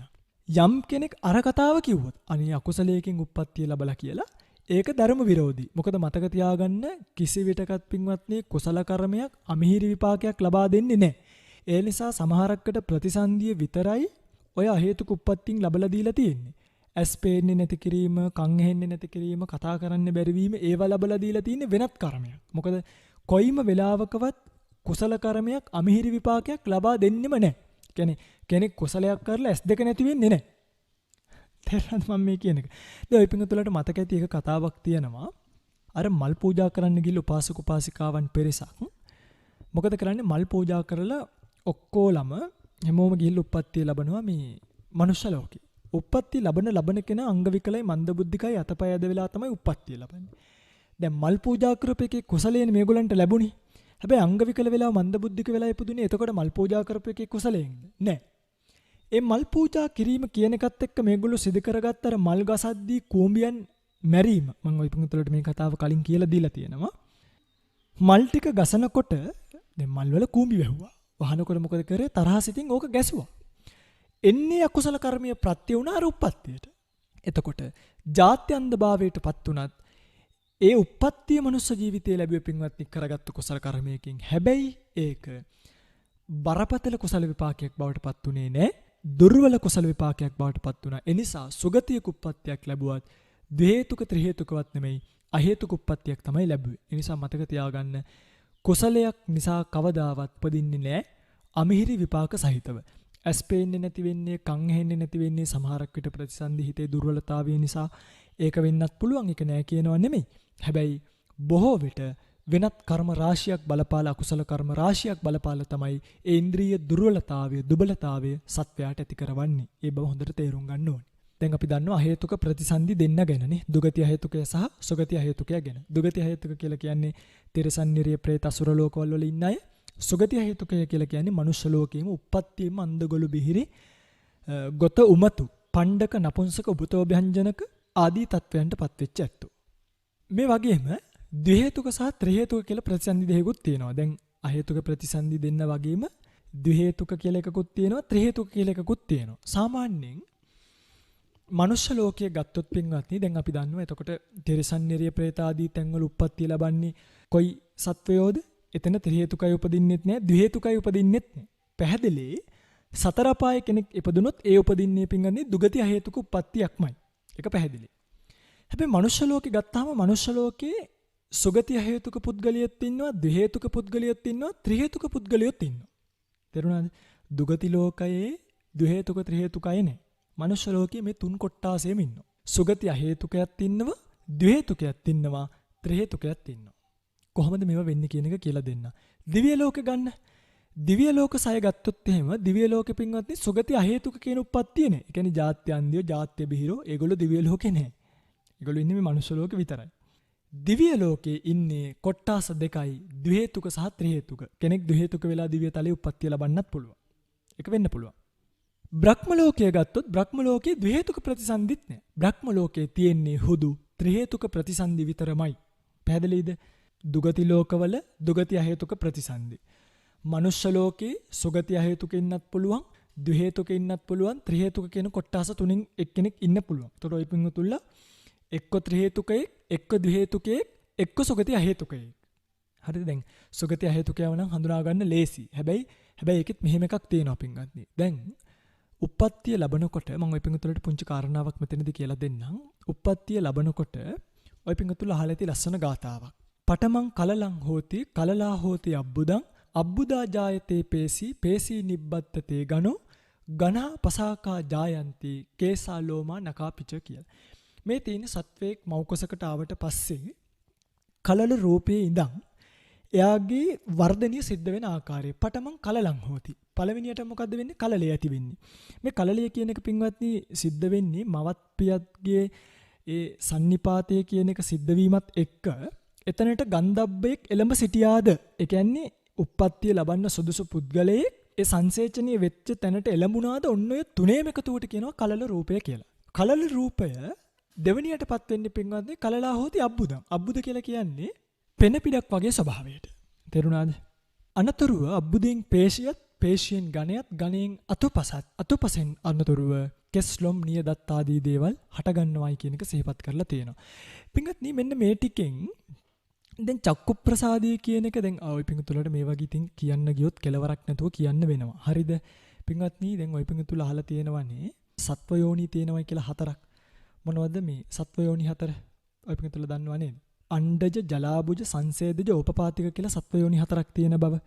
පිටින් මේ අණ්ඩජ ජලාබුජ සංසේදජ ඕපපාතික කියන සත්ව යෝනි 4න් අණ්ඩජ කියලා කියන්නේ අර බිත්තරවල වගේ බිජුවටවල වගේ උප්පත්තිය ලබන සත්ව කොට්ටාස. අපි ගත්තොත් සර්පයෝ, ඊළඟට කුරුල්ලෝ, ඊට පස්සේ ගත්තොත් මාළු. මේගොල්ලෝ උපදින්නේ මොන වගේ ඇතුලේද? මේගොල්ලෝ බිත්තරයක් ඇතුලේ හැදෙන වැඩෙන සත්තු. ඒ නිසා ඒගොල්ලන්ට කියනවා අණ්ඩජ යෝනි උපදින සත්ව කොට්ටාස කියලා. ඊළඟට ජලාබුජ කියලා සත්ව කොට්ටාසයක් ඉන්නවා. මේ ජලාබුජ යෝනිය කියන්නේ ජල සංඛ්‍යාත කලල රූපයේ. ඒකට කියනවා වැදෑමස කියලාත්. වැදෑමස කියන තැන තමයි දැන් මිනිස්සු උපදින්නෙත් වැදෑමසේ. එතකොට මිනිස්සයා කියන කෙනා කොයි ආකාරයේද? එක්තරා විදියකට ජලාබුජ වෙන්නත් පුළුවන්. හැබැයි ඕපපාතික සංසේදජ වෙන අවස්ථාවක් නැතුව නෙමෙයි. මම ඒවා ගැන කියලා දෙන්නම් කිව යුතු තැන්වලදී. එතකොට වැදෑමසේ සාමාන්‍යයෙන් උපදිනවා මිනිස්සයන්, ඊළඟට ඇත්තු, අශ්වයෝ, හරක් මේ හැමෝම උපදින්නේ. ඔය හරක් උපදින්නේ වැදෑමසේ තමයි. ඊළඟට සංසේදජ. සංසේදජ කියලා කියන්නේ සංසේද කියන දිය සීරාව ඇති තෙත්තු ස්ථානය. එක්තරා විදිහට සංසේදජ කියන එකට අපවිත්‍ර වූ කියන අර්ථයක් දෙනවා. කෙසේ වෙතත් මල කුණු වල, පල් වතුර වල, කොළ මල් වල උප්පත්තිය ලබන දැන් මදුරුව, මැස්සෝ ඒ වගේ සත්තුන්ට පින්වත්නි කියන්නේ සංසේදජ සත්වයෝ කියලා. ඕපපාතික කියලා කියන්නේ මෞකස පෙළසිඳ ගැනීම නැතුව ඉබේ පහළ වෙන සත්ව කොට්ටාස. හරියට දේව, බ්‍රහ්මයෝ වගේ. මෙන්න මේ කියන සත්ව කොට්ටාස 4න් දැන් අපි ගත්තොත් එහෙම ඕපපාතිකව විතරක් පහළ වෙන සත්වයෝ ගත්තොත් ඕපපාතිකව විතරක් පහළ වෙනවා නිරය සත්වයෝ. නිරය සත්වයෝ සියලු දෙනාම පහළ වෙන්නේ පින්වත්නි ඕපපාතිකව.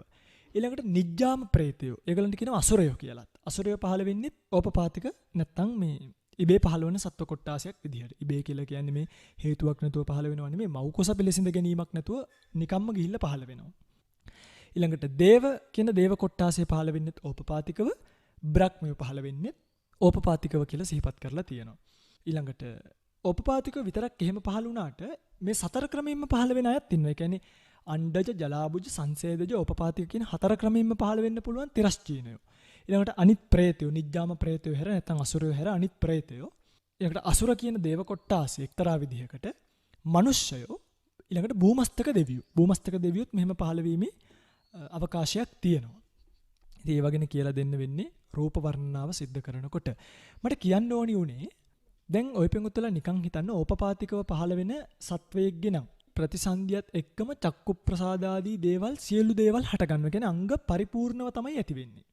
සංසේදජ කියන සත්වයාගේ මේ ඉන්ද්‍රිය ධර්මයන් පරිපූර්ණ භාවයට එනවා. හැබැයි වැඩෙන්නේ පස්සේ කාලයකදී. ඒ කියන්නේ දැන් අපි හිතමුකෝ ඕපපාතිකව පහළ වෙන දෙවියෙක් ගත්තොත් මේ දෙවියා පරිපූර්ණ අංග සහිතව පහළ වෙන චක්කු ප්‍රසාද, ගාන ප්‍රසාද, ජීව ප්‍රසාද සහිතව. එතකොට සම්පූර්ණ ආයතන පරිපූර්ණයි. ඒ කියන්නේ කිසිම එකක් අඩු වෙන්නෙත් නැහැ. ඕපපාතිකයට සම්පූර්ණ පරිපූර්ණ ඉන්ද්‍රියන් ලැබෙනවා. සංසේදජ උපදින අයටත් මේ පරිපූර්ණ ඉන්ද්‍රියන් ලැබුණට ඒව වැඩෙන්නේ. කියන්නේ මේ අංග ප්‍රත්‍යංග වැඩෙන්නේ ක්‍රමයෙන්. කාලයත් එක්ක කාලානුරූපීව තමයි වැඩෙන්නේ. අපිට මේ මාතෘකාව එච්චර වැදගත් වෙන මාතෘකාවක් නෙමෙයි. මට මේ කියන්න ඕනේ වුණ එකට මම එන්නම්. දැන් අපි හිතමුකෝ කෙනෙක් මනුෂ්‍ය ලෝකේ උප්පත්තිය ලබනවා කියලා. කියන්නේ අණ්ඩජ, ජලාබුජාදී විදිහට උප්පත්තිය ලබන කෙනෙක්ට සාමාන්‍යයෙන් චක්කු ප්‍රසාද රූපය කියන එක පහළ වෙන්නේ සත්තම සත්තාහකයේදී. ඒ කියන්නේ අටුවාවට අනුව නම් සත්තම සත්තාහකයේදී කියලා සිහිපත් කරලා තියෙන්නේ මාස එකමාරකට විතර පස්සේ. මට මේ කියන්න ඕනේ උනේ ප්‍රතිසන්දියත් එක්කම චක්කු ප්‍රසාදය කියන එක එහෙනම් පහළ වෙනවද? පහළ වෙන්නේ නැත. ප්‍රතිසන්දියත් එක්ක මිනිස්සෙක්ගේ සාමාන්‍යයෙන් මිනිසෙක් විදියට උපදිනකොට පහළ වෙන්නේ කාය දශක කලාපයයි, වත්තු දශක කලාපයයි, භාව දශක කලාපයයි කියන තුන විතරයි. මේ තුනටම තමයි කලල රූපය කියලාත් කියන්නේ. කාය දශක, වත්තු දශක, භාව දශක. ඇතැම් සත්වයන්ට භාව දශකය කියන එක නැති වෙන්නත් පුළුවන්. ඒ කියන්නේ ඉත්ති භාව, පුරුෂ භාව කියන භාව දශකය නැති වෙන සත්වයොත් නැතුව නෙමෙයි. එවැනි ඇත්තන්ට කියනවා නපුංසකයන් කියලා. කාය දශකයේ, වත්තු දශකයේ කියන එක අනිවාර්යයි. භාව දශකයේ කියන එක ඇතැම් සත්වයන්ට නැතිවීමේ අවස්ථාවකුත් තියෙනවා. හැබැයි බොහෝ විට කියන්නේ නපුංසක නොවන අනිත් බොහෝ අයට මෙන්න මේ භාව රූපයන් කියන එක පහළ වීම කියන එක සිද්ධ වෙනවාමයි. හැබැයි මේ චක්කු ප්‍රසාදය කියන එක පහළ වෙන්නේ මට මේ කියන්න ඕනේ ප්‍රතිසන්දියත් එක්කම නෙමෙයි.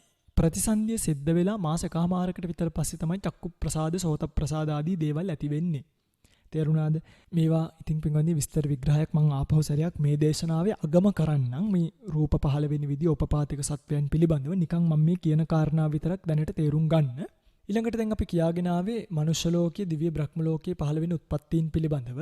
මනුෂ්‍ය ලෝකයේ සුගතිය හේතුක, ද්වි හේතුක, ත්‍රි හේතුකයි උපදිනවා. දිව්‍ය ලෝකයේ ද්වි හේතුක, ත්‍රි හේතුකයි, බ්‍රහ්ම ලෝකයේ ත්‍රි හේතුකයි පමණයි. මේ හැම දෙයක්ම පින්වන්දි කර්මය අනුවයි සිද්ධ වෙන්නේ. කියන්නේ කෙනෙක් සුගතිය හේතුක වෙන්නේ, ද්වි හේතුක වෙන්නේ, ත්‍රි හේතුක වෙන්නේ කර්මයන් වලට අනුරූපීව. කොහොමද වෙන්නේ කියන එක එක උපමාවකින් සිහිපත් කරන්න. මේ උප්පත්තිය සකස් වෙන්නේ කොහොමද කියන එක දැන් අපි ගමු කාමාවචර කුසල් සිත් 8ක් තියෙනවනේ සෝමනස්ස සහගත ඥාන සංප්‍රයුක්ත අසංකාරික හිත, සෝමනස්ස සහගත ඥාන සංප්‍රයුක්ත සසංකාරික හිත. ඊළඟට ඒ විදිහටම සෝමනස්ස සහගත ඥාන විප්පයුක්ත සංකාරික සසංකාරික උපේක්ඛා සහගත ඥාන සංපයුක්ත සංකාරික සසංකාරික ඥාන විප්පයුක්ත සංකාරික සසංකාරික කියලා කුසල් සිත් 4ක් තියෙනවා. මෙන්න මේ කාමාවචර කුසල් ප්‍රධාන වශයෙන් කොටස් දෙකකට බෙදෙනවා. ඕමක කුසල් සහ උත්කෘෂ්ඨ කුසල් කියලා. හොඳට මේක අහගන්න. ඕමක කුසල් සහ උත්කෘෂ්ඨ කුසල්. අපි හිතමු මෙන්න මෙහෙම. මෙතන ඉන්නවා 4 දෙනෙක්. හරිද? පින්කමක් කරන්න යන 4 දෙනෙක් ඉන්නවා. කෙනෙක් මෙන්න මේ කාමාවචර කුසලයක් මුල් කරගෙන සෝමනස්ස සහගත ඥාන සංප්‍රයුක්ත අසංකාරික හිතකින් කුසල කර්මයක් කරනවා. ඒක කරන්න කලිනුත්, ඒ කියන්නේ පූර්ව මුංචන අපර කියන අවස්ථා 3. දානයක් දෙනවා කියලා හිතමුකෝ. දානිය දෙන්න කලිනුත් සතුටටපත් වෙලා, දානිය දෙනකොටත් සතුටටපත් වෙලා, දුන්නට පස්සෙත් සතුටටපත් වෙනවා. දැන් මේ අවස්ථා 3ම කුසලයේ බලයෙන් මේ සිත පෝෂණය වෙච්ච නිසා උපනිශ්‍රේ භාවයෙන් මේ හිතට කියනවා පින්වත්නි ත්‍රි හේතුක උත්කෘෂ්ඨ කුසලයක් කියලා. ත්‍රි හේතුකුණේයි සෝමනස්ස සහගත ඥාන සංප්‍රයුක්ත අසංකාරික වීම තුල. ඒ කියන්නේ ඥාන සංප්‍රයුක්ත කියන්නේ අමෝහය කියන එක යෙදුණනි. අලෝභ, අදේශ, අමෝහ කියන හේතු තුනට තමයි ත්‍රි හේතුක කියලා කියන්නේ. දැන් මේ කුසල හිතේ අලෝභයත් යෙදිලා, අද්වේෂයත් යෙදිලා, අමෝහය නැත්නම් ප්‍රඥාව කියන චෛතසිකයත් යෙදිලා. මෙන්න මේ හේතු තුනම යෙදිච්ච නිසා මේකට කියනවා ත්‍රි හේතුක කුසලයක්. හේතු තුනෙන්ම සමන්වාගතයි. අර අවස්ථා තුنين පරිපූර්ණ වෙච්ච නිසා, ඒ කියන්නේ පූර්ව මුංචන අපර කියන අවස්ථා තුنين පරිපූර්ණ වෙච්ච නිසා ඒකට තව නමක් දෙනවා උත්කෘෂ්ඨ කුසලය කියලා. එතකොට ත්‍රි හේතුකයි විතරක් නෙමෙයි උත්කෘෂ්ඨයි. එතකොට ත්‍රි හේතුක ඕමක කුසලයකුත් තියෙනවා. අපි හිතමුකෝ ඔන්න ඔය විදිහටම අලෝභය, අද්වේෂය, අමෝහය කියන නැත්නම් ප්‍රඥාව කියන චෛතසිකයත් යෙදිලා කර්මඵල අදහාගෙන කෙනෙක් මේ පින්කම කරනවා. කර්මඵල අදහාගෙන කරනවා. හරි. ඒ කර්මඵල අදහාගෙන කළත් දානිය දෙන්න කලිනුත් සතුටුයි, දානිය දෙනකොටත් සතුටුයි, දුන්නට පස්සේ ටිකක් ලෝභකමක් හරි මොකක් හරි ඇවිල්ලා නැත්තම් දුන්න කෙනාගෙන අපහැදීමක් ඇති වෙලා තමන් කරගත්ත කුසලයේ බාල කරගන්නවා. දැන් මේක ත්‍රි හේතුක උත්කෘෂ්ඨනේ. ඇයි? අර අවස්ථා තුنين එකක් බාල කරගත්තු නිසා මේක ත්‍රි හේතුක ඕමක කුසලයක් බවට පත් වෙනවා. මේව ලියා ගන්න. ත්‍රි හේතුක උත්කෘෂ්ඨ කුසලය කියලා එකක් තියෙනවායි. ත්‍රි හේතුක ඕමක කුසලය කියලා එකක් තියෙනවායි. මේ ආකාරයෙන්ම දැන් සෝමනස්ස සහගත ඥාන සංප්‍රයුක්ත නම් ඒක ත්‍රි හේතුකයි. කෙනෙක්ට කුසලයක් කරන්න පුළුවන් සෝමනස්ස සහගත ඥාන විප්‍රයුක්තව. ඒ කියන්නේ කර්මඵල අදහන්නේ නැහැ. ධර්මයේ වැඩි දන්නේ නැහැ. එයාගේ ඥාන සංප්‍රයුක්ත වෙන්නේ නැහැ. එයාගේ ඥාන විප්‍රයුක්ත. ඒ කියන්නේ ප්‍රඥාව නැත්තම් අමෝහය කියන හේතුව ඒ සිතේ යෙදෙන්නේ නැහැ. එතකොට ඒක ත්‍රි හේතුකයිද ද්වි හේතුකයිද? අලෝභය යෙදුනා, අද්වේෂය යෙදුනා. හැබැයි අමෝහය නැත්තම් ප්‍රඥාව යෙදුනේ නැහැ. ඒ නිසා ඒක ත්‍රි හේතුක නෑ, ඒක ද්වි හේතුකයි. මේ ද්වි හේතුක කුසලයන්ගෙත් උත්කෘෂ්ඨ සහ ඕමක කියලා කොටස් දෙකක් තියෙනවා. එහෙම පින්කමක් කරගත්තත් අවස්ථා තුනේම සතුටු වුණොත් ඒක උත්කෘෂ්ඨ කුසලයක්. අවස්ථා තුنين එකක් හරි බාල භවයට පත් වුණොත් ඒක ඕමක කුසලයක් බවට පත් වෙනවා. දැන් කුසල් කීයද? 4ක් කිව්වා. ත්‍රි හේතුක උත්කෘෂ්ඨ කුසලය, ත්‍රි හේතුක ඕමක කුසලය, ද්වි හේතුක උත්කෘෂ්ඨ කුසලය, ද්වි හේතුක ඕමක කුසලය. දැන් ওই පිංගුතුල බලාගන්න කෙනෙක් ත්‍රි හේතුක ද්වි හේතුක වෙන්නේ කොහොමද කියලා. යම් කෙනෙක් ත්‍රි හේතුක උත්කෘෂ්ඨ කුසලයකින් උප්පත්තිය ලැබුවොත් එයා ත්‍රි හේතුකෙයි. එයා පැහැදිලිවම හොඳම ත්‍රි හේතුක උප්පත්තියක්. හරිද? ත්‍රි හේතුක උත්කෘෂ්ඨ කුසලයකින්. කෙනෙක් ත්‍රි හේතුක ඕමක කුසලයකින් උප්පත්තිය ලැබුවොත් ඒක ත්‍රි හේතුක ඕමක කුසලයක්. උත්කෘෂ්ඨ නෙමෙයි. මතක තියාගන්න. එයාට ලැබෙන්නේ ත්‍රි හේතුක ප්‍රතිසන්දියක් නෙමෙයි. එයාට ලැබෙන්නේ ද්වි හේතුක ප්‍රතිසන්දියක්ය. ඒ කියන්නේ තමන්ගේ කුසලයේ ඕමක භාවයට පත් කරගත්ත නිසා පූර්ව මුංචන අපර කියන අවස්ථා තුنين එකක් හෝ බාල බවට පත් කරගෙන එයාට විපාක ලැබෙනකොට පින්වත්නි ලැබෙන්නේ ත්‍රි හේතුක උප්පත්තියක් නෙවෙයි ද්වි හේතුක උප්පත්තියක්ය. ඒක හොඳට අහගන්න. ඔය පින්වතුන්ලා කොච්චර ප්‍රඥාව යොදාගෙන කුසල් කරත් එහි නිසි අර්ථය යොදා ගන්න බෑ ඔය කියන අවස්ථා තුන. ඒ කියන්නේ සමහර ගොඩාක් අය දෙන්න කලිනුත් කල්පනා කරලා දෙන අවස්ථාවෙත් ඇදලා දුන්නට පස්සෙත් අනේ අපරාධය ඒගොල්ලන්ට දුන්නට වඩා හොඳයි වෙන කෙනෙකුට දුන්නා නම් ප්‍රයෝජනීයකුත් නෑ අරකයි මේකයි අපේ සල්ලි විතරයි වියදම් උනේ කියලා මේ තමන් කරගත්තු පින්කම බාල කරගන්නවා. ඒගොල්ලන්ට ඒකෙන් උප්පත්තිය ලැබුණත් ඒක ත්‍රි හේතුක උප්පත්තියක් වෙන්නේ නෑ. ඒක ද්වි හේතුක උප්පත්තියක් බවටයි යන්නේ. තේරුණාද මම මේ කියන එක? හොඳට අහගන්න. ඊළඟට ද්වි හේතුක උත්කෘෂ්ඨ කුසලය. ද්වි හේතුක උත්කෘෂ්ඨ කුසලය කියලා කියන්නේ සෝමනස්ස සහගත ඥාන විප්‍රයුක්ත සංකාරික හෝ සසංකාරිකයෙන් කරගන්න කුසලය. පින්කති ද්වි හේතුක උත්කෘෂ්ඨ කුසලයෙන් ලැබෙන්නේ ද්වි හේතුක ප්‍රතිසන්දියක්. හරිද? ද්වි හේතුක ඕමක කුසලයකින් යමෙක් මෙන්න මේ ඥාන විප්‍රයුක්ත භාවයත් තිදිලා අවස්ථා තුනෙන් එකකුත් බාල කරගත්තොත් අන්න යාට ද්වි හේතුක ප්‍රතිසන්දියක් ලැබෙන්නෙත් නෑ. එයාට ලැබෙන්නේ සුගති අහේතුක ප්‍රතිසන්දියක්ය. හොඳට අහගන්න. එයාට ලැබෙන්නේ අහේතුක ප්‍රතිසන්දියක්ය. අන්නේ ද්වේතුක ඕමක කුසලයේ ප්‍රතිසන්දිය භාවයට පත් කරවන විපාකයේ තමයි අහේතුක කුසල විපාක උපේක්ඛා සහගත සම්තීරණ හිත. ඒකෙන් උප්පත්තිය ලබන්නේ ද්වේතුක ඕමක කුසල් කරගත්තු අය. තේරුණාද? අනිත් ප්‍රතිසන්දි සිත් ගැන අපි තාම කතා කළේ නැහැ. හැබැයි තව එකක් කියන්න ඕනේ. දැන් මෙතන ද්වේතුක සිත් දෙකක් කිව්වා. ඒ තමයි ත්‍රි හේතුක ඕමක කුසලයෙන් ලබන ද්වේතුක උප්පත්තිය, ද්වේතුක උත්කෘෂ්ඨ කුසලයෙන් ලබන ද්වේතුක උප්පත්තිය. පින්වත්නි මේ දෙකෙන් පැහැදිලිවම අර ත්‍රි හේතුක ඕමක කුසලයේ උප්පත්තිය ප්‍රබලයි. ඒ කියන්නේ ද්වේතුක උත්කෘෂ්ඨ කුසලයට වඩා හැබැයි මාර්ගඵල අවබෝධයක් කරගන්න බෑ. ද්වේතුක උත්කෘෂ්ඨ කුසලයට වඩා ප්‍රඥාව, හැසිරීම, ලැබීම මේ සියල්ලම ත්‍රි හේතුක ඕමක කුසලයෙන් ලැබපු ද්වේතුක උප්පත්තිය ප්‍රබලයි. ඒ ද්වේතුක දෙකේ වෙනසක් තියෙනවා. ඒ කියන්නේ අර ප්‍රඥාව කියන චෛතසිකයේ යෙදීම නිසා ඒ චේතනාව මහා බලවත් භාවයට පත්වෙච්ච නිසා. ඉතින් මෙහෙම තමයි මේ උප්පත්තිය සකස් වෙන්නේ. මම හිතන්නේ ওই පෙන්වතුලට තේරෙනවා ඇති කොහොමද මේ උප්පත්තිය සකස් වෙන්නේ කියලා. පැහැදිලි ඇති මේවා සිද්ධ භාවයට එන්න අපි කුසල අකුසල් කරගන්නේ කොහොමද? අහේතුක ප්‍රතිසන්දිය ලැබෙන්නේ කොහොමද? ආයිත් අහන්න විශේෂයෙන්ම මේ කියපු උප්පත්ති පිළිබඳව අහේතුක උප්පත්ති, ද්වේතුක උප්පත්ති, ත්‍රි හේතුක උප්පත්ති පිළිබඳව අහන්න. මොකද මේ කාලේ බොහෝ විට අහේතුකෙක් වනම් සාමාන්‍යයෙන් හඳුනා ගන්න පුළුවන්. නමුත් ද්වේතුකෙක්, ත්‍රි හේතුකෙක් කියන කෙනාව හඳුනා ගන්න බෑ. සමහරක් විට අහේතුක, ද්වේතුක කියන දෙකත් පැටලෙන්න පුළුවන් තැන් තියෙනවා. මොකද දැන් අර මම කියාගෙන ආවන ඔය පිංගුතුලට චක්කු ප්‍රසාදය කියන එක සත්වෙනි සතියේදී පහළ වෙනවා කියලා. යමෙක්ගේ ඔන්නෝක පහළ වෙන්නේ නැතුව ගියොත් තමයි යා හේතුක උප්පත්තියක් බවට පත් වෙන්නේ. හැබැයි කෙනෙක්ගේ පහළ වෙලා, කියන්නේ යා හේතුක උප්පත්තියක් නෙමෙයි. එතකොට යාගේ චක්කු ප්‍රසාදය පහළ වෙනවා. හැබැයි පස්සේ මව් කුසයේදීම පණුව කනවා. නැත්නම් ඍතු විපර්යාසයක් වෙනවා. හෝ වෙනත් යමක් වෙලා පහළ වුණාට පස්සේ ඒ චක්කු ප්‍රසාදය නැති වෙනවා. එතකොට උප්පත්තිය ලබන්නේ ජාතියෙන් අන්ධ කෙනෙක්. ඒ කියන්නේ උප්පත්තියම අන්ධ කෙනෙක් භාවයට පත් වෙලා. හැබැයි එයා ජාත්‍ය අන්ධයෙක් නෙමෙයි. එයා හේතුක උප්පත්තියක් නෙමෙයි. මොකද එයාට චක්කු ප්‍රසාදය ලැබුණා.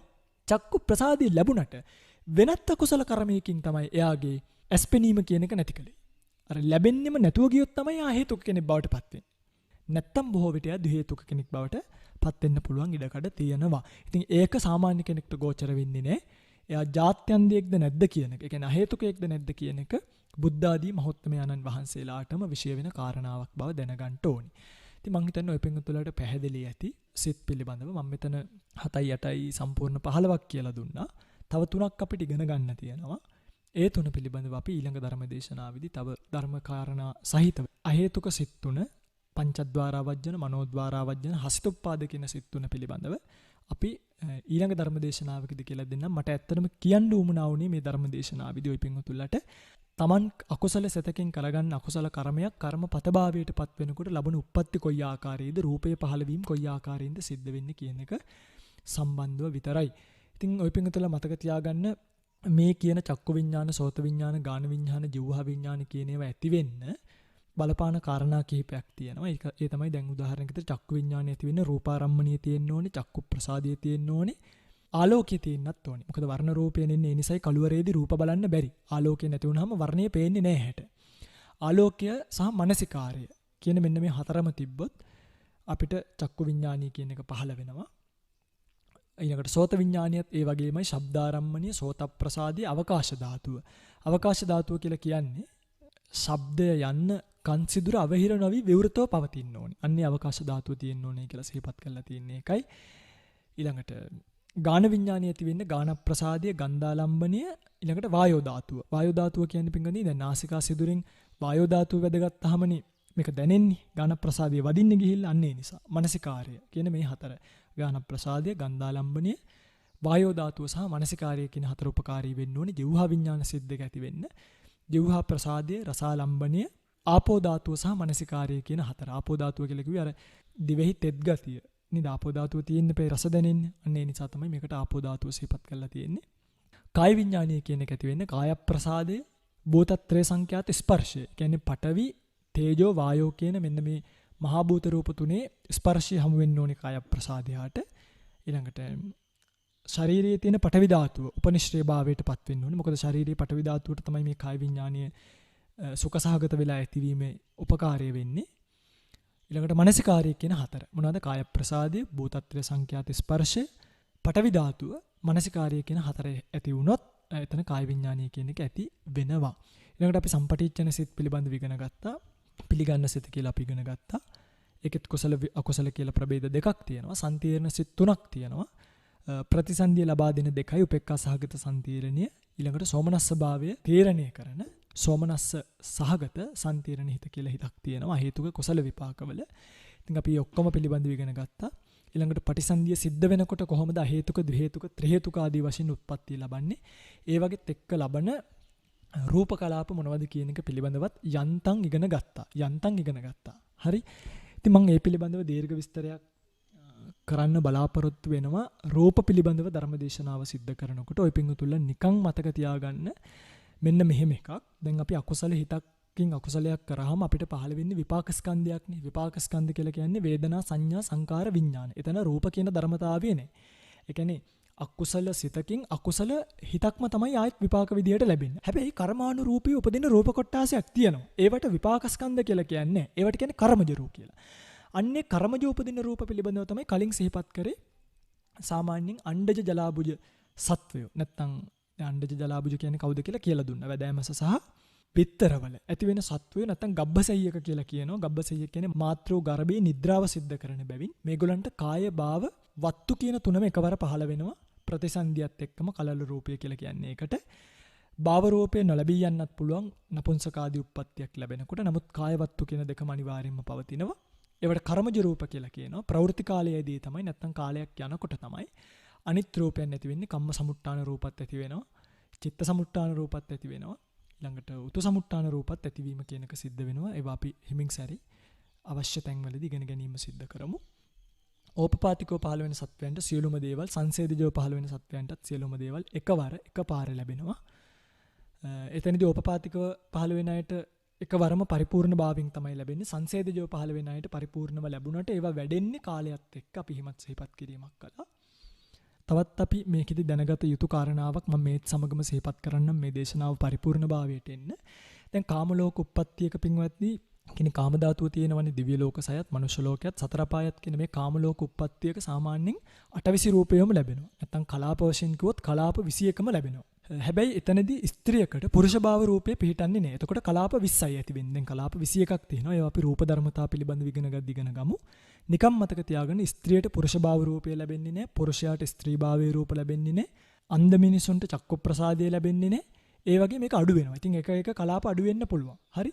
ඊළඟට නපුංසක කෙනෙක් උප්පත්තිය ලැබනකොට එයාට භාව රූප දෙකම නැති වෙනවා. එතකොට එයාට කලාප රූප 21ක් නැහැ. එයාට කලාප රූප 19යි පහළ වෙන්නේ. ඒ වගේ 19 20 පහළ වෙන අවස්ථා තියෙනවා. මෙතනත් ඕපපාතිකයෝ සහ සංසේදජයෝ කියන ඒවා සුගතියෙත් ඇති වෙනවා. ඒගොල්ලෝ දුගතියෙත් ඇති වෙනවා, සුගතියෙත් ඇති වෙනවා. ඕපපාතිකව උපදිනකොට පින්වත්නි සාමාන්‍යයෙන් සුගතියේ සියල්ලම එකදු අඩුවක්වත් නැතුව. මම එකයි කිව්වේ කලින් මේ දිව්‍ය ලෝකයේ ඇස්සන්දයි එහෙම නැහැ කියලා. ඕපපාතිකව සුගති උප්පත්තිය ලබන අයට සියලුම ඉන්ද්‍රියන් අඩු නැතුව ලැබෙනවා. හැබැයි සුගති සංසේදජයෝ කියලා කියන්නේ දැන් ඔය පිංගුතුලට මතකද පොක්කර සාති කියන බ්‍රාහ්මණයා ඉන්නවනේ. පොක්කර සාති කියන බ්‍රාහ්මණයා මොකද කළේ? පෙර අර කාශ්‍යප බුදුරජාණන් වහන්සේගේ කාලේ පින්කම් කරලා දිව්‍ය ලෝකෙ ඉපදිලා මනුෂ්‍ය ලෝකෙ ඉපදින්න කැමැත්ත ඇති වෙලා මාතෘ ගර්භයක නිද්‍රාව කියන එක හරිම අපහසු දෙයක්. පිළිකුල් දෙයක් කියන එක සිහිපත් කරමින් ඇවිල්ලා උප්පත්තිය ලැබුවේ හිමවතේ තියෙන මහාවිලක පියුම් ගැබේ තමයි උප්පත්තිය ලැබුවේ. අන්න ඒ වගේ සංසේදජව උපදින සුගති සංසේදජයන්ට සමහරක් විටක චක්කු සෝත ගාන භාව චක්කු ප්‍රසාදේ නැති වෙන්නත් පුළුවන්, සෝත ප්‍රසාදේ නැති වෙන්නත් පුළුවන්, ගාන ප්‍රසාදේ නැති වෙන්නත් පුළුවන්, භාව ප්‍රසාදේ නැති වෙන්නත් පුළුවන්. හැබැයි ජීවහා ප්‍රසාදේ කොයි වෙලේකවත් නැති වෙන්නේ. ජීවහා ප්‍රසාදේ නැති වෙන්නේ නැහැ. කියන්නේ ජීවහා විකලත්වයේ තියෙන කිසිම කෙනෙක් මේ කාම ලෝකේ නැහැ. තේරුණාද? හැබැයි භාව විකලත්වය, ගාන විකලත්වය, සෝත විකලත්වය, චක්කු විකලත්වය කියන එක සංසේදිත සත්වයන්ට ඇති වෙන්න පුළුවන්. හැබැයි මේ ගාන විකලත්වය කියන එක වැඩි ප්‍රබල නැහැ, ප්‍රසිද්ධ නැහැ. ඒක හරිය අප්‍රසිද්ධ කාරණාවක්. ඒ තමයි සුගති උප්පත්තිය ලැබනකොට ඒගොල්ලන්ගේ ස්වභාවය.